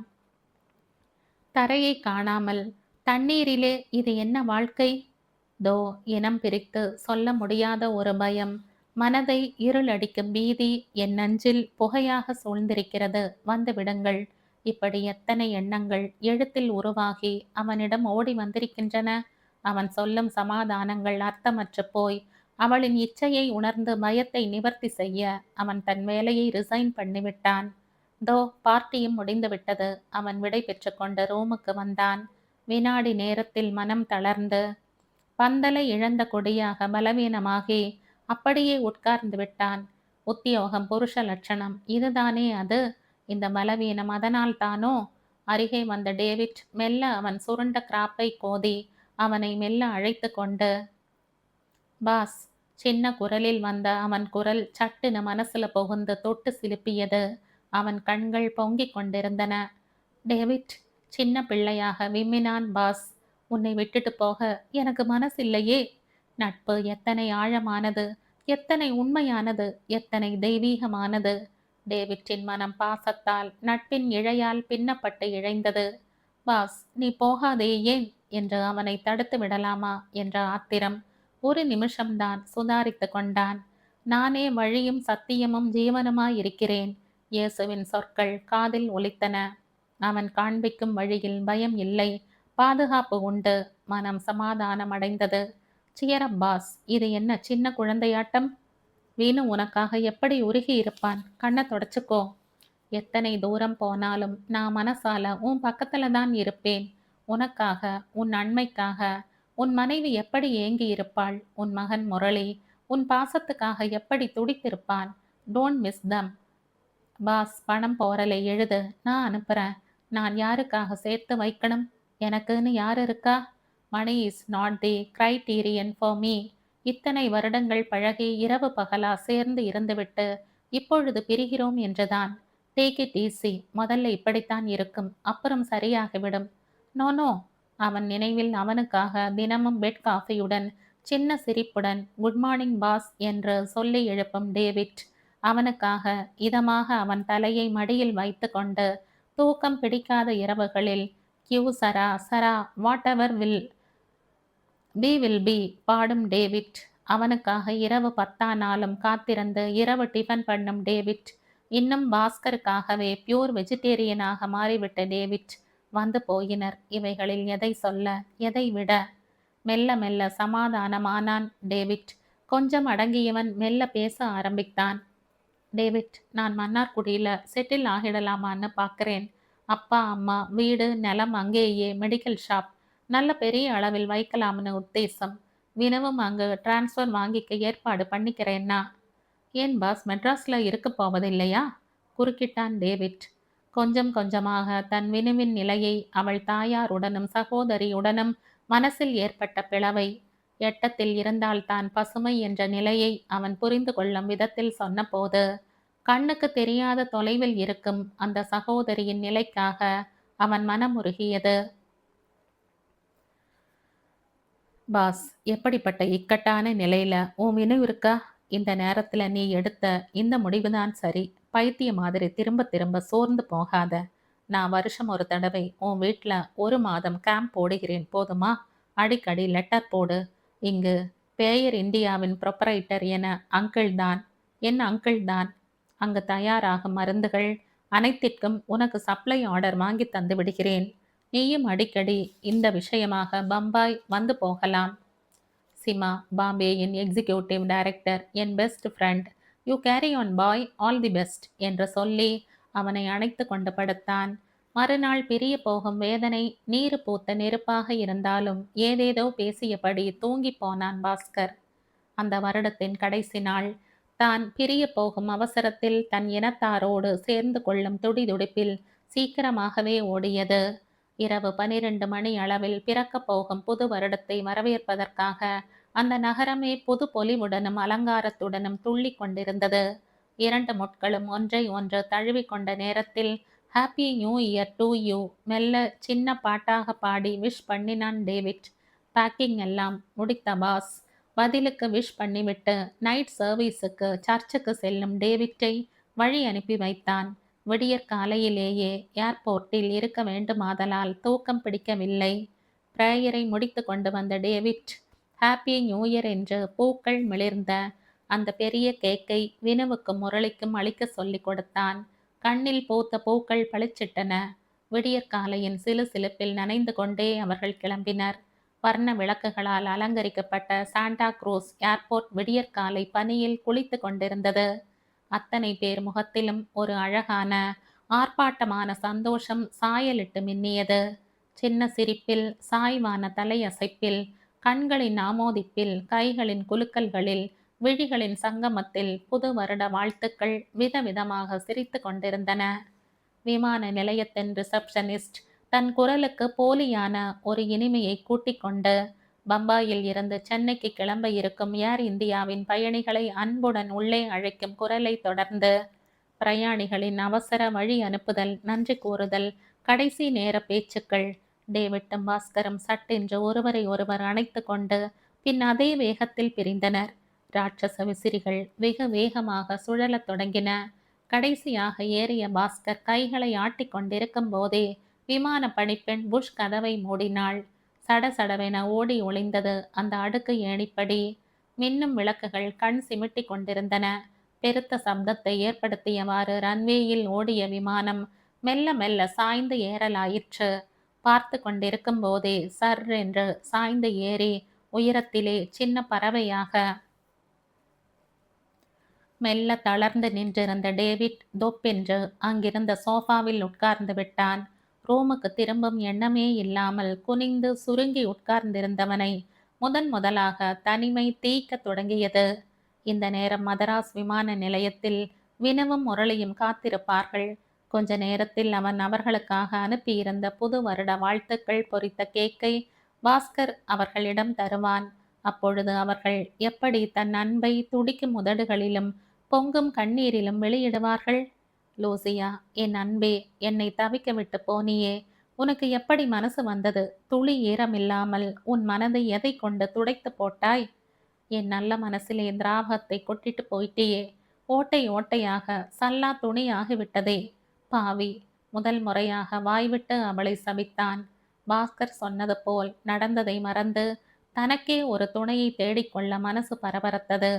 சின்ன சின்ன அன்பின் பெரிய பெரிய சந்தோஷங்களுக்காக அவளை அனுசரணையாக இதமாக சாப்பிட வருகிறீங்களா என்று இங்கிதமாக அழைக்கும் அழைப்பிற்காக ஆர் யூ டயர்டுமா என்ற பரிதாபத்துடன் கேட்கும் இரக்கமான அன்பிற்காக நான் ஏன் இப்படி தவித்து தடுமாற வேண்டும்? பாஸ்கர் ஊருக்கு போனவுடன் தனக்காக ஒரு துணையை ஏற்பாடு செய்ய சொல்லி அவனுக்கு எழுத வேண்டும். என்னை முற்றிலுமாக புரிந்து கொண்டவன் அவன் ஒருவன்தான். மனசு கொஞ்சம் லேசானது போல இருந்தது. பளிச்சுன்னு வெளிச்சம் போட்டா போல லேசான சந்தோஷம் மனதில் பரவி, குழப்பமான நேரத்தில் முடிவாக எடுக்கப்பட்ட தீர்மானம் அவனுக்கு கொஞ்சம் புத்துயிரை கொடுத்தது. பாஸ், பாய், மனதிற்குள் சொல்லி கொண்டவனாக எழுந்தான் டேவிட். மங்கிய 0 வாட் பல்பின் ஒளியில் முக்குளித்து கொண்டிருந்தது அந்த அறை. எல்லாமே மங்கலாக, அதுவே தனி அழகாக அமைதியாக இருந்தது. வெகு நேரம் இரவில் தூக்கம் வராமல் புரண்டு கொண்டிருந்த வீணா விடியற் காலையில்தான் சற்று கண்ணை மூடினாள். சீக்கிரம் எழுந்திருக்கணுமே என்ற பரபரப்பில் அந்த கொஞ்ச நேரம் கூட அவளால் அமைதியாக தூங்க முடியவில்லை. அவள் தன் கழுத்தை சுற்றி பரவி இருந்த முரளியின் கைகளை மெதுவாக எடுத்துவிட்டு பக்கத்தில் ஒரு தலையணையை வைத்து போர்வையை கழுத்து மட்டும் மூடினாள். மெல்ல தன் உள்ளங்கையை ஒரு தடவை பிரித்து பார்த்து கொண்டாள். இது என்ன பழக்கம் வினோ? கைகளை பிரித்து பார்ப்பது? ரோஜா பூவாட்டமா இருக்கு. ஏன் கையுங்கிற கர்வமா? கல்யாணமான புதிதில் பாஸ்கர் அவளை சீண்டியது ஞாபகத்துக்கு வந்தது. லேசாய் சின்ன சிரிப்பாய் சிரித்து கொண்டாள். சின்ன சின்ன விஷயத்தில் கூட ஓயாமல் அவன் நினைவுதானா? எழுந்தாள். எழுந்தவள் சட்டுன்னு புடவை தடுக்கி நன்றாகவே கதவில் மோதிக்கொண்டாள். கதவின் முனை நெற்றியை நன்றாகவே பதம் பார்த்து விட்டது. அழுந்து தேய்த்து கொண்டவள் கண்களில் வலி தாங்காமல் நீர் துளித்தது. இது என்ன இன்னைக்கு எழுந்திருக்கப்பவே அபசகுணமாட்டமா? அதுக்குத்தான் நேற்றே மனதில் நினைத்து கொண்டேன். ரொம்பத்தான் சந்தோஷப்படாத, அப்புறம் அழும்படியாகிட போறதென்ன? ச்ச, என்ன எண்ணங்கள்! காலை சுற்றும் தாமரை கொடியாய் சேற்றில் புதைய வைத்து கொண்டு மனதில் ஓரளவு சமாதானத்தை வரவழைத்து கொண்டவளாய் சரணம் சொல்ல ஆரம்பித்தாள். அல்லல் அகற்றிடும், ஆனந்தம் அளித்திடும் அம்பிகையே சரணம், ஆறா துயர் தீர்க்கும் ஆதி பராசக்தி ஆனந்தியே சரணம். வரிசையாக சரணம் சொல்லி முடித்தவள் ஒரு நிமிஷம் மானசீகமாக அகிலாண்டேஸ்வரியின் பாதங்களை மனசில் கொண்டு நிறுத்தி வணங்கினாள். மனதிலே புகையாய் ஆழ்ந்திருந்த கலவரமும் பயமும் போய் தெளிவு ஏற்பட்டால் போல இருந்தது. பரபரவென காலை வேலைகளை ஓரளவுக்கு முடித்தவள் அவசரம் அவசரமாக தன்னை அலங்கரித்து கொண்டாள். ஹாப்பி நியூ இயர் ஆன்டி, பிரீத்தியின் குரல் கேட்டது.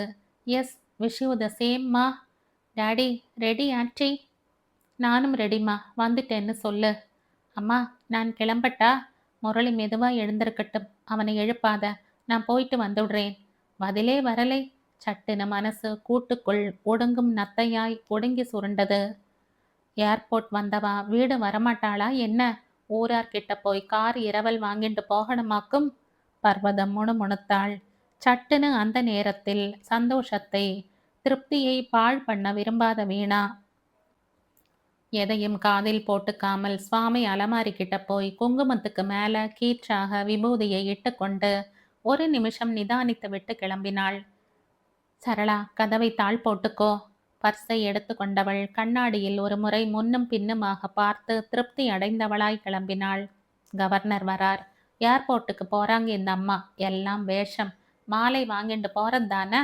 முணுமுணுத்த சரளா கழுத்தை நொடித்தாள். போறவா போனா கதவைத்தானே தாழ் போட்டுக்கிறோம். குத்தலாக வார்த்தைகளை நொடித்தாள்.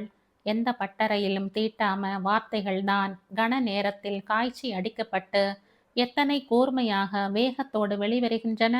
முதல் முறையா சட்டுன்னு கோபம் பொத்துண்டு வர மனசுக்குள், பாவி, உன் அகந்தைக்கு நீ நன்னா அனுபவிப்ப, உன் வாயில நல்ல வார்த்தை வராதா? மனசுக்குள் சபித்தவளாய் கிளம்பினாள் வீணா. உபுக்குன்னு சந்தோஷம் எல்லாம் முங்கிப்போய் சள புலவென்ற எண்ண கொப்புளங்கள் முட்டையிட்டு வட்டம் இட கண்களில் நீர் பொங்கியது. வாசலில் நின்றிருந்த சாரதாவிடம் போய், அப்ப நான் கிளம்பட்டா Sarada? Happy new year Veena. Oh, same to யூமா. சீக்கிரம் கிளம்புங்கோ. வீணா ரெடி. பிரீத்தி, ஆன்டிக்கு டாட்டா சொல்லு. தனிந்த குரலில் வீணாவுக்கு விஷ் பண்ணிய பிரசாத் வண்டியை எடுத்து மெல்ல அவள் முன் கொண்டு நிறுத்தி சாரதா அவள் ஏறுவதற்கு வாகாக பின் கதவை திறந்து விட்டாள். வண்டியை கிளப்பிய பிரசாத் கேசட்டை ஆன் பண்ணினான். சொந்தம் என்று வந்ததெல்லாம் சொந்தமும் இல்லை, துணி இல்லாமல் வந்ததெல்லாம் பாரமும் இல்லை. காற்றில் மிதந்த அந்த பாடல் எத்தனை அனுபவபூர்வமான பாட்டு இது! அவர்கள் யாரோ, தான் யாரோ, இப்படி எப்படி ஒரு ஒட்டுதல் ஏற்பட்டது? இது கூட ஒரு வகை உறவுதானோ? மனசால் மட்டுமே நெருங்கிய உறவு, எண்ணங்களால் ஒருவரை ஒருவர் புரிந்து கொண்ட உறவு, அடுத்த மனதின் எண்ணங்களுக்கு மதிப்பு வைக்கும் உறவு. இதன் பெயர் என்ன? எந்த முறை வைத்து இவர்களை அழைக்கணும்? வாட் வீணா, ரொம்ப டீப் திங்கிங் போல. அதெல்லாம் ஒண்ணுமில்ல பிரசாத். குரல் தழைந்து விட்டது. அந்த ஒண்ணுமில்லையில் எல்லாமே இருந்தது. அந்த தழைந்த குரலில் அந்த நேரத்தின் சந்தோஷத்தை மிஞ்சிய சோகம் தெரிந்தது. மனசுக்குள் ஊமையாய் வலித்த காயத்தின் ரணம் தெரிந்தது. புறையோடிய புண்ணின் வலி தெரிந்தது. ஏமா, what happen to you? Nothing Prasad. No, something is there. Sarala ஏதாவது ஏடா கூடமா பேசினாளா? பேசாமல் இருந்தாள் வீணா. அந்த நேரத்தின் மௌனம் அதை ஆமோதித்தது. Take it easy. இவளோடு போட்டி போட்டுண்டு leave it. It is some complex. இதை போய் பெருசுபடுத்திண்டு. கேட்பரிஸ் ஒன்றை அவளிடம் நீட்டினான் பிரசாத். அதை வாங்கி கொண்டவள் மெல்ல பிரித்து வாயில் போட்டு கொண்டாள். மனசெல்லாம் இனித்தது. முன்னேறிய காரின் வேகத்தில் சாலை பின்னேறி கட்டிடங்களும் மரங்களும் வேகமாக ஓடி மறைந்தன. ஒரு சின்ன வட்டம் அடித்து லேசாக குலுங்கி நின்றது அந்த அம்பாசிடர். என்ட்ரன்ஸ் டிக்கெட்டை வாங்கி கொண்டு உள்ளே நுழைந்த இருவரும் லவுஞ்சில் போய் நின்று கொண்டனர். இந்தியன் ஏர்லைன்ஸின் விமானம் ஒன்று கிளம்பி போயிற்று. பம்பாயில் இருந்து சென்னை வரை இருக்கும் ஏர் இந்தியா விமானத்தை வரவேற்க குழுமை இருந்தனர் ஜனங்கள். எத்தனை நாட்கள், மாதங்கள் காத்து நின்றவளால் அந்த சில நிமிட நேரங்களில் அமைதியாக இருக்க முடியவில்லை. அவள் பரபரப்பை மெல்ல ரசித்தவாறு, ரிலாக்ஸ் வீணா, சிரித்தவாறு அவளிடம் சொன்னான். கண்களாலேயே அவனிடம் மன்னிப்பு கேட்டு கொண்டவளாய் அங்கிருந்த சோஃபாவில் உட்கார்ந்து கொண்டாள். அதற்குள் பிரசாத் ஒரு சின்ன ரவுண்ட் அடிக்க போய்விட்டான். அவனால் சும்மா ஒரு நிமிஷம் உட்கார முடியாது. இந்நேரம் பிளேனில் ஏறி இருப்பார். இன்னும் ஆஃப் அன் அவர் தான். மனசுக்குள் கணக்கு போட்டவளாய் கண்ணை மூடிக்கொண்டாள். அவள் மனசாலும் உடலாலும் வெகுவாக களைத்திருந்தாள். திடீரென்று குனிந்து சுருங்கி உட்கார்ந்திருந்தவனை அப்பொழுதுதான் தனி நம்பிக்கையோடு கிளம்பலாமா என்று எண்ணியவனை திடீரென்று பெரிய வெடி வெடித்தாற் போன்ற பயங்கரமான சப்தம் திடுக்குற வைத்தது. ஏர்போர்ட் முழுவதும் ஒரே கூக்குரல் அழுகை, தட தடவென ஜனங்கள் ஓடும் சப்தம் அவனையும் சட்டுன்னு எழுப்பியது. மற்றவர்களுடன் அவனும் கலந்து கொண்டு அவர்களோடு ஓடி வெளியே வந்தபோது தூரத்தில் உயரத்தில் அவன் சற்று நேரத்துக்கு முன் கண்ட அந்த ஆகாச பறவை பாஸ்கரை ஏற்றி சென்ற அந்த ஏர் இந்தியா விமானம் ஜுவாலையுடன் பெரிய அனல் கோளமாக எரிந்து தீப்பிழம்புகளை கக்கிக் கொண்டு பூமியை நோக்கி விழுந்து கொண்டிருந்தது. நிலைமையை புரிந்து கொண்டதை உணர்ந்து கொண்டதை ஜீரணிக்க கொஞ்ச நேரம் பிடித்தது டேவிட்டுக்கு. பம்பாயில் இருந்து சென்னைக்கு கிளம்பிய விமானம் டேக் ஆஃப் ஆன கொஞ்ச நேரத்திலேயே பர்ஸ்ட் ஆகி அனல் பிழம்பாய் எரிந்து விட்டது. Oh God! அவன் அருமை நண்பன் boss, he is no more. My goodness! அவன் மனைவி வீணா அவனுக்காக ஏர்போர்ட்டில் இத்தனை நேரம் காத்து கொண்டிருப்பாளே. இப்படி ஒரு முடிவை தழுவத்தான் அவசரமாக வேலையை ரிசைன் பண்ணினானோ? கப்பல்ல உத்தியோகம் பார்த்தா தண்ணீல பயம்னு உருகினாளே. இப்படி பூமியிலும் இல்லாமல் தண்ணீரிலும் இல்லாமல் நடுவானத்தில் கிரிமேஷன் ஆகி சாம்பலாகி தன் சாவை தானே எதிர்கொண்டு மனசில் இருப்பதை யார்கிட்டையும் சொல்ல முடியாமல் பாஸ்கர் பாஸ் ஓவென்று அலறிக்கொண்டே ஓடினான் டேவிட். பார்த்து கொண்டிருக்கும் போதே பறவையாய் பறந்த விமானம் பயங்கரமாக எரிந்து கொண்டிருந்ததைக் கண்டு செயல் இழந்து நின்றனர் அங்கு குழுமியிருந்தவர்கள். பாஸ்கர் பாஸ்கர் ஓங்கி தலையில் அடித்து கொள்வதைத் தவிர வேறு ஒன்றும் செய்ய தெரியாதவனாகி நின்றான் டேவிட். சென்னை மீனம்பாக்கம் விமான நிலையத்தின் லவுஞ்சில் திடீரென்ற ஒரே பரபரப்பு, ஓட்டமும் கூக்குரலுமாய் ஓடி வந்த பிரசாத், வீணா! மெல்ல குலுங்கினான். சட்டென்று சுய நினைவுக்கு வந்தவன், என்ன பிரசாத், என்ன? எழுந்து நின்றவள் அப்படியே நடுங்கிவிட்டாள். கால்கள் தடதடவென நிற்க முடியாமல் ஆடின. மெல்ல விஷயத்தை சொன்ன பிரசாத் சட்டென்று நலுங்கி சரிந்தவளை அப்படியே தாங்கி பிடித்து கொண்டான். அப்படியே அவளை படுக்க வைத்து மூர்ச்சை தெளிவித்து பிரம்மை பிடித்து நின்ற அந்த பெண்ணை கை தாங்கலாக அழைத்து சென்று காரில் உட்கார வைத்தான். Boss boss! அவள் மனசு குலுங்கியது. அவள் பாஸ்கர் போய்விட்டான். அவளிடம் வருவதாக சொல்லி ஏர்போர்ட்டில் காத்திருக்க வைத்துவிட்டு வராமலே போய்விட்டான். He is no more. பிரசாத்தின் கண்கள் நீரை பெருக்கின. புது வருஷமா அன்று பிறந்தது? பெரிய அழிவல்லவா அன்று பிறந்தது? பாஸ், நீங்கள் வேலையை ரிசைன் பண்ணாமல் இருந்தால் பிழைத்திருப்பீர்களோ? நான் தானே உங்களை வந்து விடுங்கள்னு பிடுங்கினேனே பாவி! என் வாயே எனக்கு எதிரியா போச்சே. என் சொல்லே இன்னைக்கு நெருப்பா போச்சே. நான் தான் உங்களை கொன்னுட்டேன். என் குழந்தை தூங்கி எழுந்து அப்பா எங்கேம்பானே? நான் என்ன சொல்வேன்? எனக்கு போறதுக்கு இனிமே இடம் எங்க? உங்களை இப்படி காவு கொடுத்துட்டு எனக்கு என்ன வாழ்க்கை? பொங்கி பொங்கி சொல்லி சொல்லி அழுதாள் வீணா. பிரசாத் இப்படி போயிட்டாரே அவர்.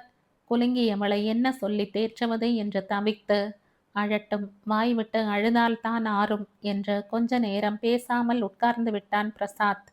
அந்த குடும்பத்திற்கு அவன் செய்ய வேண்டிய காரியங்கள் இனிமேல் தானே இருக்கு. இங்க இப்படி வாங்கோ. குருக்கள் கம்பி கதவை திறந்து அம்பாளுக்கு அருகே வீணாவையும் பாஸ்கரையும் நிற்க வைத்தார். கிட்ட வாங்கோ. தன் மாப்பிள்ளையை கூப்பிடுவது போல் உபசரித்தார் குருக்கள். கல்யாணம் எல்லாம் நன்னா நடந்துதான்னு சொன்னா. பிரசாதம் அனுப்பியிருந்தேன், கிடைச்சுதா? படிமா, நேரில் தங்கிக்கு உடம்பு அசௌகரியம்னு கடுதாசி வந்தது, அதனால வர முடியலை. சாம்பசிவ குருக்கள் கண்களில் பாசம் திரையிட்டது. அம்பாளை நன்னா தரிசனம் பண்ணிக்கோங்கோ. அவள் வரப்பிரசாதி. பிரிட்டிஷ் காலத்துல கட்டின கோயில். இவளை வேண்டாத மனுஷாள் இல்லை. வாயால கேட்கறதை தலையில நடத்தி வைப்பாள். அவள் புகழ் சொல்ல ஒரு நாவு போராது. ஏன், இந்த ஒரு பிறவியே போராது. அப்படியா? பாஸ்கர் மெல்ல சந்தோஷத்துடன் அவர் சொல்றதை கேட்டு கொண்டான். இவள் நோவை தீர்க்கிற படிப்பு பதவி வீடு வாசல் எல்லாம் தருபவள். பயத்தை போக்கி ஜெயத்தை தருபவள். 6 வாரம் சேர்ந்து வந்தவாளுக்கு அபயம் தந்து ஆதரிக்கிறவ. வாரம் தப்பாம நீங்க வந்து தரிசனம் பண்ணிண்டதுக்கு அம்பாள் நல்ல மாப்பிள்ளையை கொடுத்திருக்கார். தீர்க்க சுமங்கலியா சௌபாகியமா இருக்கணும். மனசார வாழ்த்தினார் சாம்பசிவ குருக்கள். சொல்லுங்கோ, கோத்திரம் நட்சத்திரம் எல்லாம் ஒரு அர்ச்சனை பண்ணிடுறேன்.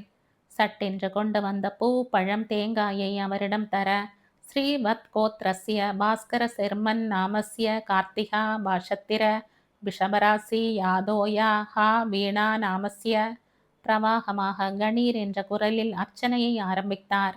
அம்பாள் சிவப்பு பட்டு புடவையில் சரம் சரமா மாலைகளை சாத்தெண்டு வைர பொல்லக்கு ஜொலிக்கு தீர்க்கமாக எல்லோரும் வாங்கோ என்று அருள் பார்வை கடாட்சித்து கொண்டிருந்தாள். கற்பூர ஹாரத்தியை காண்பிக்க இருவரும் மெய் சிலர்க்க தரிசனம் செய்து கொள்ள, பிரசாதம் சிரம் தாழ்ந்து பெற்றுக்கொள்ள, கால் இடறி பேலன்ஸ் தளரவே சட்டென்று கைகள் சுவரை பிடித்து கொள்ள வீணா நினைவுக்கு வந்தாள். எதிரே வழக்கம் போல கற்ப விகாரத்தில் அம்பாள். ஆனால் இப்பொழுது இல்லை. மடி நிறைய பூவை சுமந்துண்டு போனது இப்பத்தான் போல இருக்கு. வாரம் தப்பாம கோவிலுக்கு வந்தது நின்னு போய் 45 நாளாயிருந்தது. இனிமே நான் தனிதான். இல்லை இல்லை, தனி இல்லை. எனக்கு பதிலா இந்த முரளின்னு தன்னுடைய வாரிசை எனக்கு துணையா கொடுத்துட்டு தான் போயிருக்கார் பாஸ்கர். அம்மா, உங்கிட்ட சொல்லிண்டு போறதுக்கு வந்திருக்கேன். நான் இனிமே எப்போ உன்னை பார்க்க மறுபடியும் வருவேன்னு எனக்கு தெரியாது. நான் எடுத்த முடிவு சரியாம்மா? அம்மனையே உற்று பார்த்து கொண்டிருந்த வீணா கண்ணை மூடிக்கொண்டாள். மனசு விம்மியது.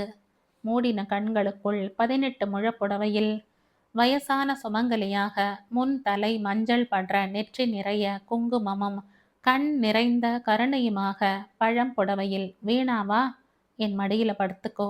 அழாதம்மா, அழக்கூடாது. நீ எங்க போறையோ அங்கேயும் நான் இருப்பேன்.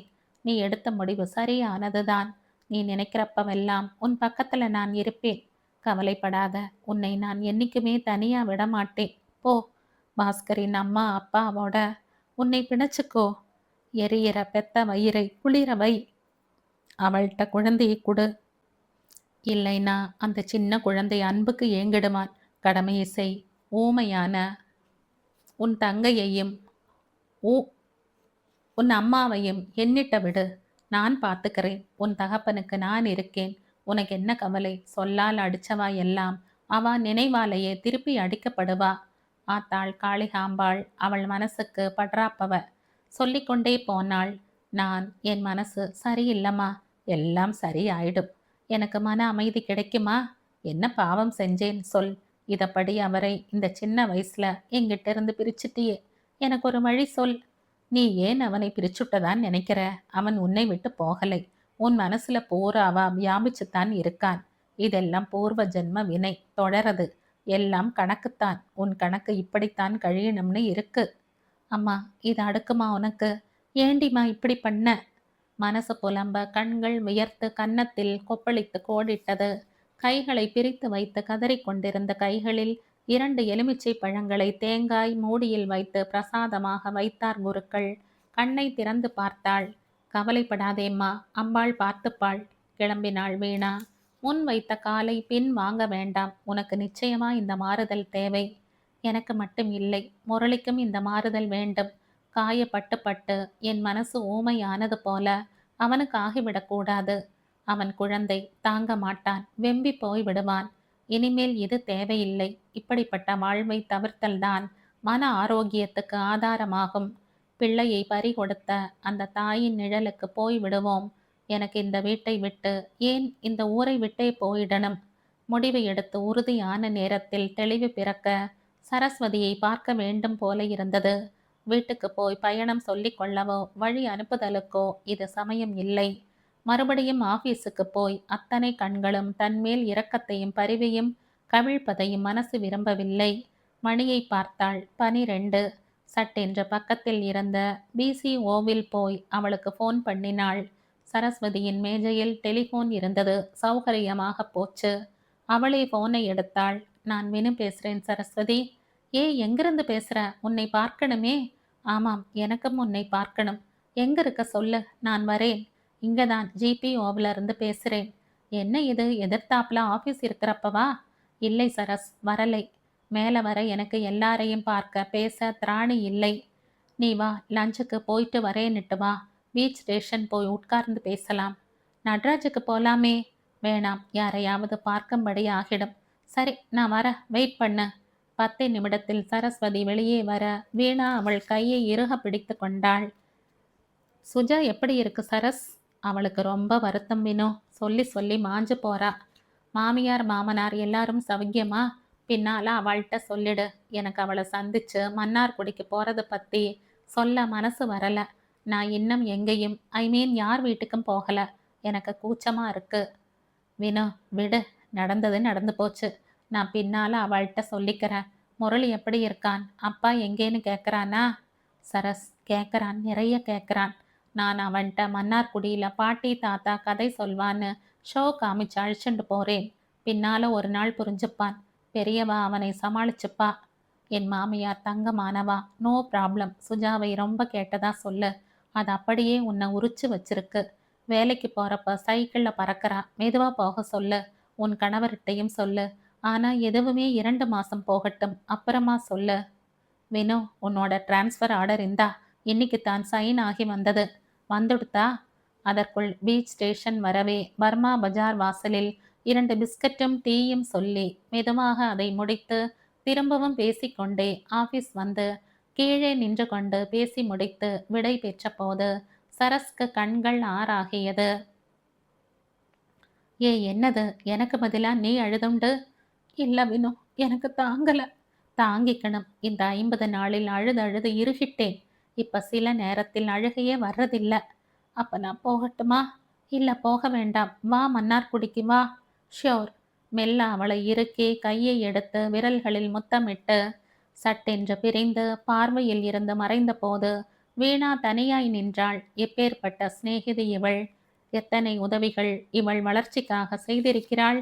பாஸ்கர் இறந்த செய்தி கேட்டு ஓடி வந்து மயங்கி சரிந்த வீணாவை மடியில் போட்டு கொண்டு 10 நாள் முழுசா 10 நாளும் அவளோடவே இருந்து வயிறு காய காய வயிற்றை நனைத்து வயிறு நனைந்தவுடன் பொங்கும் விழிகளின் ஈரத்தை துடைத்து குளிக்க வைத்து சிக்கெடுத்து தலைவாரி முடிச்சு பார்த்து நாளும் அவளை தூங்க பண்ணி பாங்கை திரண்டு வந்தப்ப யாரையும் அவளிடம் ரொம்ப நெருங்க விடாமல் காப்பாற்றி, சரஸ், சரஸ், உன்னை மாதிரி வேறு ஒரு நட்பின் துணை எனக்கு நிச்சயமா கிடைக்க மாட்டா சரஸ்.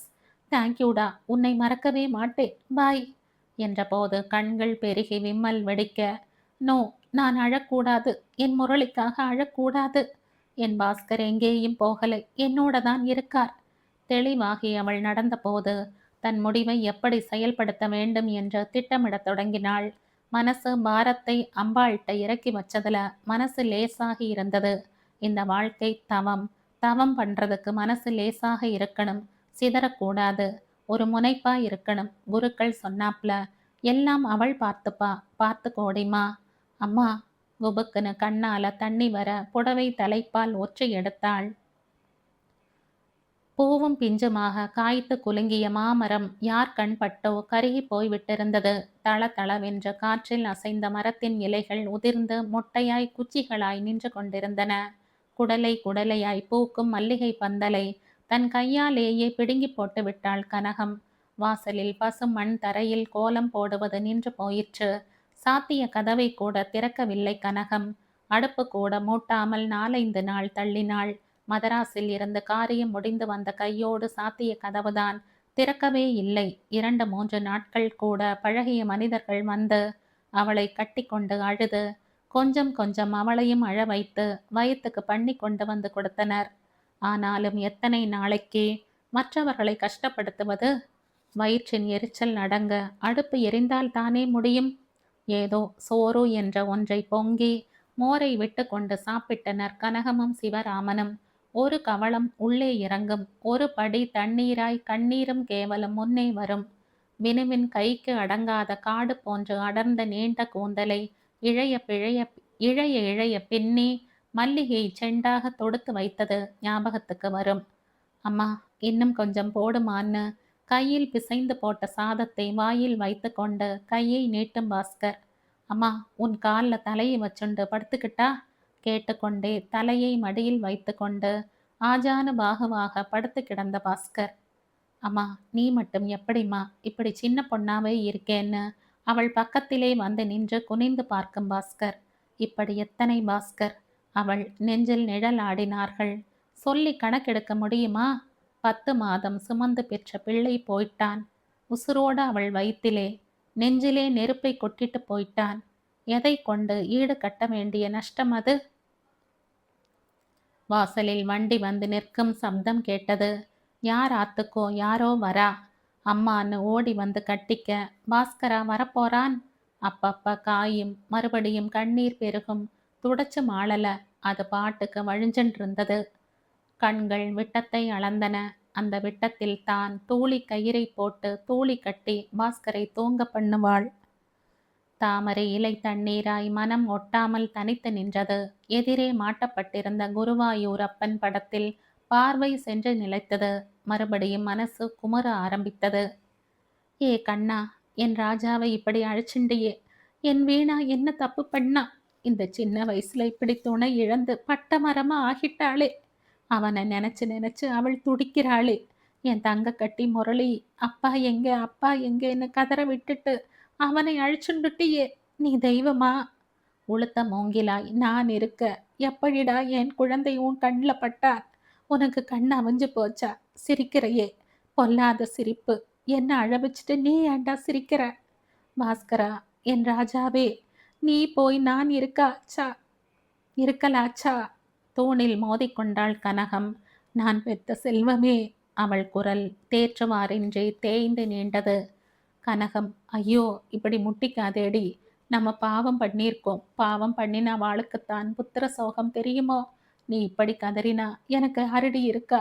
எனக்கு மட்டும் இல்லையா? ஐயோ ராகவா! சிவராமன் குலுங்கினார். போன தடவை லீவில் ரந்து வீட்டை வந்து வீட்டை சொர்க்கமாக்கிட்டு போனையே. இந்த தடவை வரமாட்டோம்னு தோணித்தா உனக்கு? மனசு கூக்குரல் இட்டு அழுதது. பாத்தி, பாத்தி, கதவை தர. யார் குரல் இது? குருவாயூரப்பா, முரளி குரல் மாதிரி இருக்கே. சட்டென்று எழுந்தவள் போய் கதவை திறந்தாள். பாத்தி, முரளிதான். சின்ன ராஜா, ஒரே அள்ளலாக குழந்தையை அணைத்து கொண்டாள். வண்டிக்காரன் சாமான்களை வண்டியில் இருந்து இறக்கி கொண்டு வைத்தான். தொடர்ந்து வண்டியில் இருந்து, யார்? வீணா, வீணா, வீணா, என்னடியம்மா இது? வயதையும் பொருட்படுத்தாமல் ஓடி சென்று அவள் இறங்க உதவியவள் அவளை கட்டிக்கொண்டு உள்ளே சென்றாள். சாமான்களை உள்ளே கொண்டு வந்துடுப்பா. 5 ரூபா தாளை அவனிடம் நீட்டினாள். சில்லறை இல்லைங்க, நீயே வச்சுக்க என்றாள் வீணா. அவன் போக மட்டும் காத்திருந்தவள். அதற்கு மேல் தாக்கு பிடிக்க முடியாமல் கீழே விழுந்தவள் ரொம்ப நேரம் எழுந்திருக்கவே இல்லை. உடல் குலுங்கி குலுங்கி மனதில் சரிவை பலவீனத்தை கொட்டியது. பசுமையான எத்தனையோ நினைவுகள் விரிந்த கற்பனையில் அவள் கற்பூரமாய் கரைந்துதான் போனாள். என்னடா வினு, என்னடா வினுன்னு குதூகலித்து அவளுடன் அவன் பகிர்ந்து கொண்ட நினைவரும்புகள் அப்படியே இன்னும் பசுமையாக அழியாத ஓவியமாக இருந்தனவே. அலங்காரமாக பார்த்தாமா முகம் எப்படியோ இருக்கே. விபரம் புரியாத மாற்றங்களை உணர்ந்த அந்த பிஞ்சு அவள் அழுவதைக் கண்டு தானும் அழ, கங்கையும் யமுனையும் காவிரியுமாக உணர்ச்சிகளின் பல்வேறு கிளைகள் சங்கமித்தன. அந்திவானமாய் களை கட்டிய இல்லறம் இப்படி இருண்டு போய்விட்டதே. சுட சுட காஃபியை கலந்து வந்தவள் குப்புற கிடந்தவளை எழுப்பி தோளில் சாய்த்து கொண்டு கொஞ்சம் கொஞ்சமாய் குடிக்க பண்ணினாள்.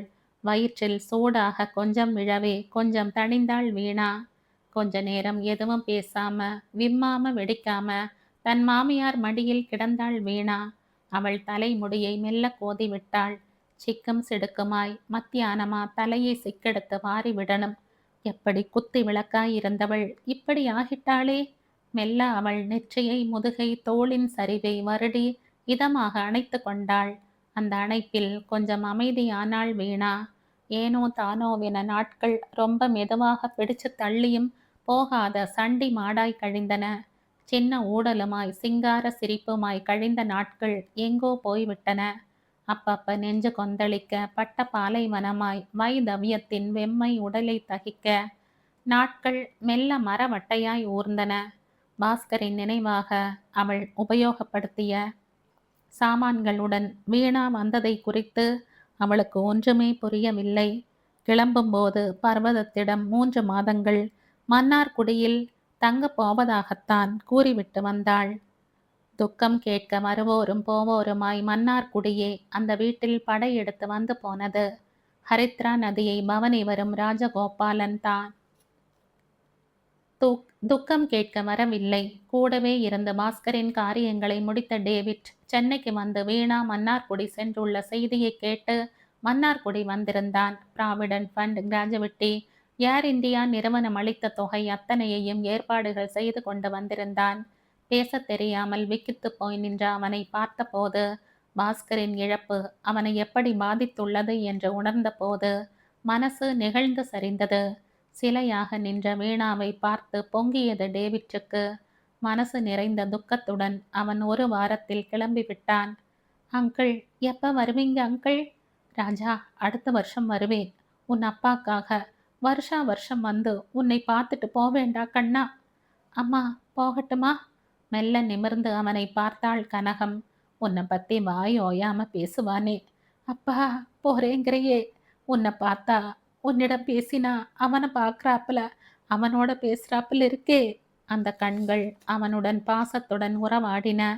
அம்மா, அம்மா, உங்களை பார்க்க வருஷம் ஒரு தடவை கட்டாயமா வருவேன். அம்மா, என் வாழ்க்கையின் அர்த்தங்கள் முடிஞ்சு போயிட்டுதான் நினைச்சம்மா. இப்படி ஒரு புது கடமையை எனக்கு கடவுள் காட்டி விட்டாரம்மா. இனிமேல் என்னை உங்கள் மகனாக நினைச்சுக்கங்கம்மா. சகோதரி, நான் வரட்டுமா? மெல்ல தலையை ஆட்டினாள் வீணா. தலையை தொங்க போட்டுக்கொண்டு மெல்ல அவன் நடந்தபோது, நானே வழியும் சத்தியமும் ஜீவனமாய் இருக்கிறேன் என்ற பரமபிதாவின் வாக்கியங்கள் அவனுக்கு நினைவுக்கு வந்தன. இறைவன் எனக்கு காண்பித்த வழி இதுதான். Boss, my sweet son. சந்தோஷமான நாட்கள் வேகமாக ஓடிவிடுகின்றன. துன்பமான நாட்கள் ஊர்ந்து கொண்டிருந்தன. மெல்ல கனகத்தின் பக்கத்தில் வந்து உட்கார்ந்தாள் வீணா. அம்மா. என்னம்மா? அம்மா, முரளியை ஸ்கூல்ல சேர்க்க ஏற்பாடு பண்ணணும்மா. மெல்ல அவளை பார்த்தாள் கனகம். குழந்தை மெட்ராஸ்ல படிச்சுண்டு தானே இருந்தான். அவனை ஸ்கூல்ல சேர்க்கணுங்கிறாளே. பார்வை பல கேள்விகளை கேட்டது. அதை புரிந்து கொண்டவளாய், அம்மா, நான் இங்க மன்னார்குடி பிரான்ச்சுக்கு டிரான்ஸ்ஃபர் வாங்கிட்டுண்டேம்மா. 1ஆம் தேதி ஜாயின் பண்ணணும். 4 மாத லீவ் ஓடி போச்சுமா. அதான் முரளியை ஸ்கூல்ல சேர்க்கணுங்கிறேன். திடமாக மெதுவாக சொன்னாள் வீணா. என்ன சொல்லி தேற்றுவது, என்ன விளக்கம் கேட்டு தெளிவு பெறுவது? மண்ணில் கொட்டிய பாலை எதை கொண்டு வழிப்பது? மேலும் மேலும் துருவி கேட்க மனம் இல்லாமல், ஏமா வீணா, மெட்ராஸ் போகலையா? இங்கேயே இருந்துடுறியா? மெல்ல அவளை பரிவுடன் பார்த்தாள். இல்லம்மா, நான் உங்க கூட இருந்துடுறேம்மா. உங்க பிள்ளையின் ஆசையும் அதாம்மா. நாம எல்லாருமா மன்னார்குடியில செட்டில் ஆயிடலாம். பெரிய மருந்து கடை வைக்க போறேன்னார். ஆனால் அவர் போயிட்டார். உங்க தள்ளாத வயசுல எனக்கு நீங்க ஆதரவு, உங்களுக்கு நான் ஆதரவு. இந்த குழந்தையை பார்த்து மனசை தேத்திக்கலாமா? அவர் போயிட்டாரே தவிர அவரோட ஆத்மா இந்த ஆத்துல நம்ம மத்தியில தான் சுத்தி சுத்தி வருமா? மெல்ல அந்த சுருக்கம் விழுந்த கரம் அவள் கண்ணீரை துடைத்த போது கனகத்தின் புடவை நனைந்து விட்டிருந்தது. முரளி தாத்தா மடியில் ஏறி உட்கார்ந்து கொண்டு மெல்ல அவர் கழுத்தை கட்டி கொண்டு, தாத்தா, எனக்கு இனிமே நீங்க கதை சொல்வீங்க. சின்ன குரலில் அவன் கொஞ்சிய போது முதல் முறையாக சிரித்தார் சிவராமன். நாட்கள் ஓடிக்கொண்டிருந்தன. வீணாவிடமிருந்து எந்த தகவலும் இல்லை. உள் மனசுக்குள்ள ஒரு ஓரத்துல உறுத்தல் இருந்தது. வீணாவை ரொம்ப நோகடிச்சிட்டனா? என் வெறுப்பை எல்லாம் தணலாய் அவள் மேல கொட்டி விட்டேனா? விஷமாய் வார்த்தைகளால் அவளை காயப்படுத்தி விட்டேனா? நான் ஏன் இப்படியெல்லாம் நடந்து கொண்டேன்? புருஷன் படுத்ததாலையா? இல்லை கல்யாணத்துக்கு இருக்கிற பொண்ணு இப்படி ஊனமாய் பாரமாய் விட்டதாலையா? எது? எனக்கு தெரியலையே. காலம்பர குளிக்க போறப்பவே கொம்பில் புடவையை தூக்கி கொண்டு படபடவென்று பேசிக்கொண்டே, மணி ஆகல, காயை நறுக்க கூடாதோ? 8:30க்கெல்லாம் தட்டை வச்சுண்டாயிடுமே. பொறுமிண்டே வேலை செய்யும் குரல் அடங்கி விட்டிருந்தது. சப்தம் இல்லாமல் தானே தன் புடவையை கொந்தி வைத்து கொண்டாள். குழாயில் இருந்து தண்ணீர் கொட்டும் சத்தத்தை தவிர வேறு ஓசை இல்லை. போட அந்தண்ட, விழி போட வந்து மேல விழுறையே. ஏய் வீணா, இதை இழுத்துண்டு போ. ஒரு எச்சல் துப்பல் கிடையாது. சரியா அனாச்சாரம். இப்படி இருந்தா வீடு துடைச்சுத்தான் போயிடும். முரளியின் படுத்தல் தொடர்ந்து பொறுமல் என்ற எந்த சப்தமும் இல்லை. விழுப்புன்னா என்ன பாட்டி? டெஃபினிஷன் கேட்க முரளி இல்லை அங்கே. காலம்பர எழுந்திருக்கிறப்பவே முகத்தை சுள்ளுன்னு வச்சுண்டு கூட இருக்கிறவா மனசையும் வதச்சுண்டு எண்ணங்களாலேயே தன்னை தீச்சுக்கிற சரளாவின் குரல் கூட அடங்கி விட்டிருந்தது. பர்வதத்தின் குரல் அடங்கவே தன் குரலையும் அடக்கி கொண்டாள் சரளா. மற்றபடி பழைய முசுடுத்தனம் போகவில்லை. வாயை திறந்தால் இனி அடி தன்மேல் விழுந்துடுமோன்னு பயம் லேசாக மனசில் பரவி இருந்தது. ஏமா, இந்த சரளா சொல்றதை பாரேன், ஏதாவது நியாயம் இருக்கான்னு? நீ இப்படி கண்டிக்காம இருக்கிறதுனால தான் அவளுக்கு நன்னா துளிர் விட்டு போச்சு. சொல்ல வீணா இல்லை அங்கே. பேசாம இரு வீணா, அவளை போய் சேர்ந்துண்டு அவ குணம்தான் தெரியுமோ இல்லையோ, விட்டுட்டு போகாம. பர்வதத்துக்கும் சமாதானம் சொல்ல தேவையில்லை. இன்னும் வீணா வரலையே. உள்ளுக்குள் உதைப்புதான் பர்வதத்துக்கு. வீணா எப்ப வருவாங்கிற நினைப்பில் வீணா எங்கே வீணா எங்கே பசுபதியின் கண்கள் தேடும். ஊருக்கு போயிருக்கா. பர்வதம் அவரை புரிந்து கொண்டு சொன்னவுடன் சமாதானமாகி தலையை அசைத்து கொள்வார். அத்தோடு சரி. Sir, post. தபால்காரன் விட்டெறிந்த கடிதம் ஒரு மூலையில் போய் விழுந்தது. கவரின் மேலே வீணாவின் கையெழுத்து. கண்ணாடியை தேடி போட்டு கொண்டவள் மெல்ல படிக்கலானாள். அம்மா அவர்களுக்கு நமஸ்காரம் செய்து எழுதி கொள்கிறேன். உடம்பு ஒன்றுமில்லாமல் இருக்கிறீர்களா? வெகு நாட்களாக என்னிடமிருந்து பதில் வராதது தங்களுக்கு கவலையாக இருக்கும். அப்பாவிற்கு என் நமஸ்காரங்கள். அவர் உடம்பு தேறி வருகிறதா? சரளா எப்படி இருக்கிறாள்? முரளி இங்கு பாட்டி தாத்தாவுடன் ஒட்டி கொண்டு விட்டான். அவர் மறைவால் ஏற்பட்ட அதிர்ச்சியில் இவர்கள் ரொம்ப ஆடி போய்விட்டனர். குழந்தையின் முகத்தில் அவர்கள் ஆறுதல் பெறுகிறார்கள். நீங்கள் முன்பே அடிக்கடி கூறுவீர்களே, அதன்படி கொஞ்ச காலமாவது தூரத்தில் இருந்தால்தான் இப்படி மனஸ்தாபங்கள் வருவது குறையும் என்பதை மனதில் கொண்டு, நான் எங்கு என் மாமனார் மாமியார் காலம் உள்ளவரை இங்கேயே இருப்பதாக தீர்மானம் செய்து விட்டேன். எனக்கு இங்கு மாற்றல் கிடைத்து விட்டது. அவர் விட்ட கடமையை தொடர்ந்து நான் பூர்த்தி செய்வது என்ற மனசை தேற்றி கொண்டு வருகிறேன். பேங்கில் இருந்து மாசம் வட்டி பணத்தோடு ரூபாய் 2000 அனுப்ப ஏற்பாடு செய்துள்ளேன். முடிந்தால் மாடியை வாடகைக்கு விட்டு பயன்படுத்தி கொள்ளுங்கள். சரளாவிற்கு நல்ல ஏற்பாடு நடக்க இறைவனை வேண்டிக் கொள்கிறேன். நமஸ்காரம். தங்கள் பிரியமுள்ள வீணா. கடிதம் பறந்து கீழே விழுந்தது. பொட்டு பொட்டாக சிந்திய கண்ணீர் துளி நிலத்தில் புள்ளியிட்டது. ஒட்டிய தோல் சுருங்கிய கன்னங்களில் அது வழிந்த போது அதை துடைத்து கொள்ளக்கூட திராணியற்று விட்டிருந்தாள் பர்வதம். கடிதத்தை சரளா எடுத்தபோது அவளை தீர்க்கமாக பார்த்தாள். இப்பொழுது திருப்தியா என்று கேட்பது போல் இருந்தது அந்த பார்வை. அவள் தாய் தான். பெற்ற குழந்தைகளை பாரபட்சமாக பார்க்க அவளால் முடியாது. அவள் மனசிலும் பாசம் உண்டு. 10 மாசம் சுமந்து பெற்றவள் பரிவோடு பாலூட்டி சீராட்டி இருக்கிறாள். அதை புரிந்து கொள்ள வீணா அங்கில்லையே. மனசு. வீணா குமரி குலுங்கியதே தவிர வாயில் இருந்து ஒரு ஓசை கூட எழும்பவில்லை. ஓசையின்றி பெய்யும் மழையாய் அவள் கண்கள் நீரை பெருக்கியது. தன் வினை தன்னை சுடும். மனசு மெல்ல சொல்லியது. எந்த மனசில் வசை சொற்களை கொடுமையான வார்த்தைகளை கேட்கும் சக்தி குறைந்திருந்ததோ அதை எப்படியெல்லாம் அவள் புண்படுத்தி இருக்கிறாள். உடல் ஊனம் காலப்போக்கில் குணமாகலாம். மருத்துவத்தால் மாறுதல் ஏற்பட வழி உண்டு. உள்ளம் ஊனமானால் அந்த ஊனத்தை குணப்படுத்தவோ திருத்தி அமைக்கவோ எதனால் முடியும்? அம்மா, எத்தனையோ கடுமையா நீ பேசின பேச்செல்லாம் கேட்டுக்கொண்டேன். ஒவ்வொரு முறை உன்னை எதிர்த்து பேசி இருக்கிறேன். ஆனால் இனிமேல் நான் அங்க இருந்து என்னைக்காவது நீ ஆத்திரம் தாங்காமல் வீணா போனவ என்று சொல்லிட்டேனாக்கா, என்னால் அந்த பட்டத்தை தாங்கிக்க முடியாதும்மா. இந்த நொந்த மனசுக்கு இனிமே எதையும் தாங்குறவால இல்லைம்மா. அப்பாவை பார்த்துக்கம்மா. மௌனமாக குமரும் மகளின் குரல் காதில் விழ, நியாயம் இல்லாத நிலையில் அந்த தாய் ஓசையின்றி அழுது கொண்டிருந்தாள்.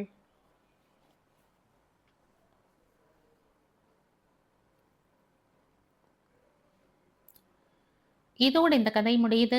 இந்த கதை உங்களுக்கு பிடிச்சிருந்தா லைக் பண்ணுங்க, ஷேர் பண்ணுங்க, சப்ஸ்கிரைப் பண்ணுங்க. மற்றும் ஒரு இன்ட்ரெஸ்டிங்கான கதையோட அடுத்த வீடியோல சந்திப்போம். பாய். தேங்க்யூ.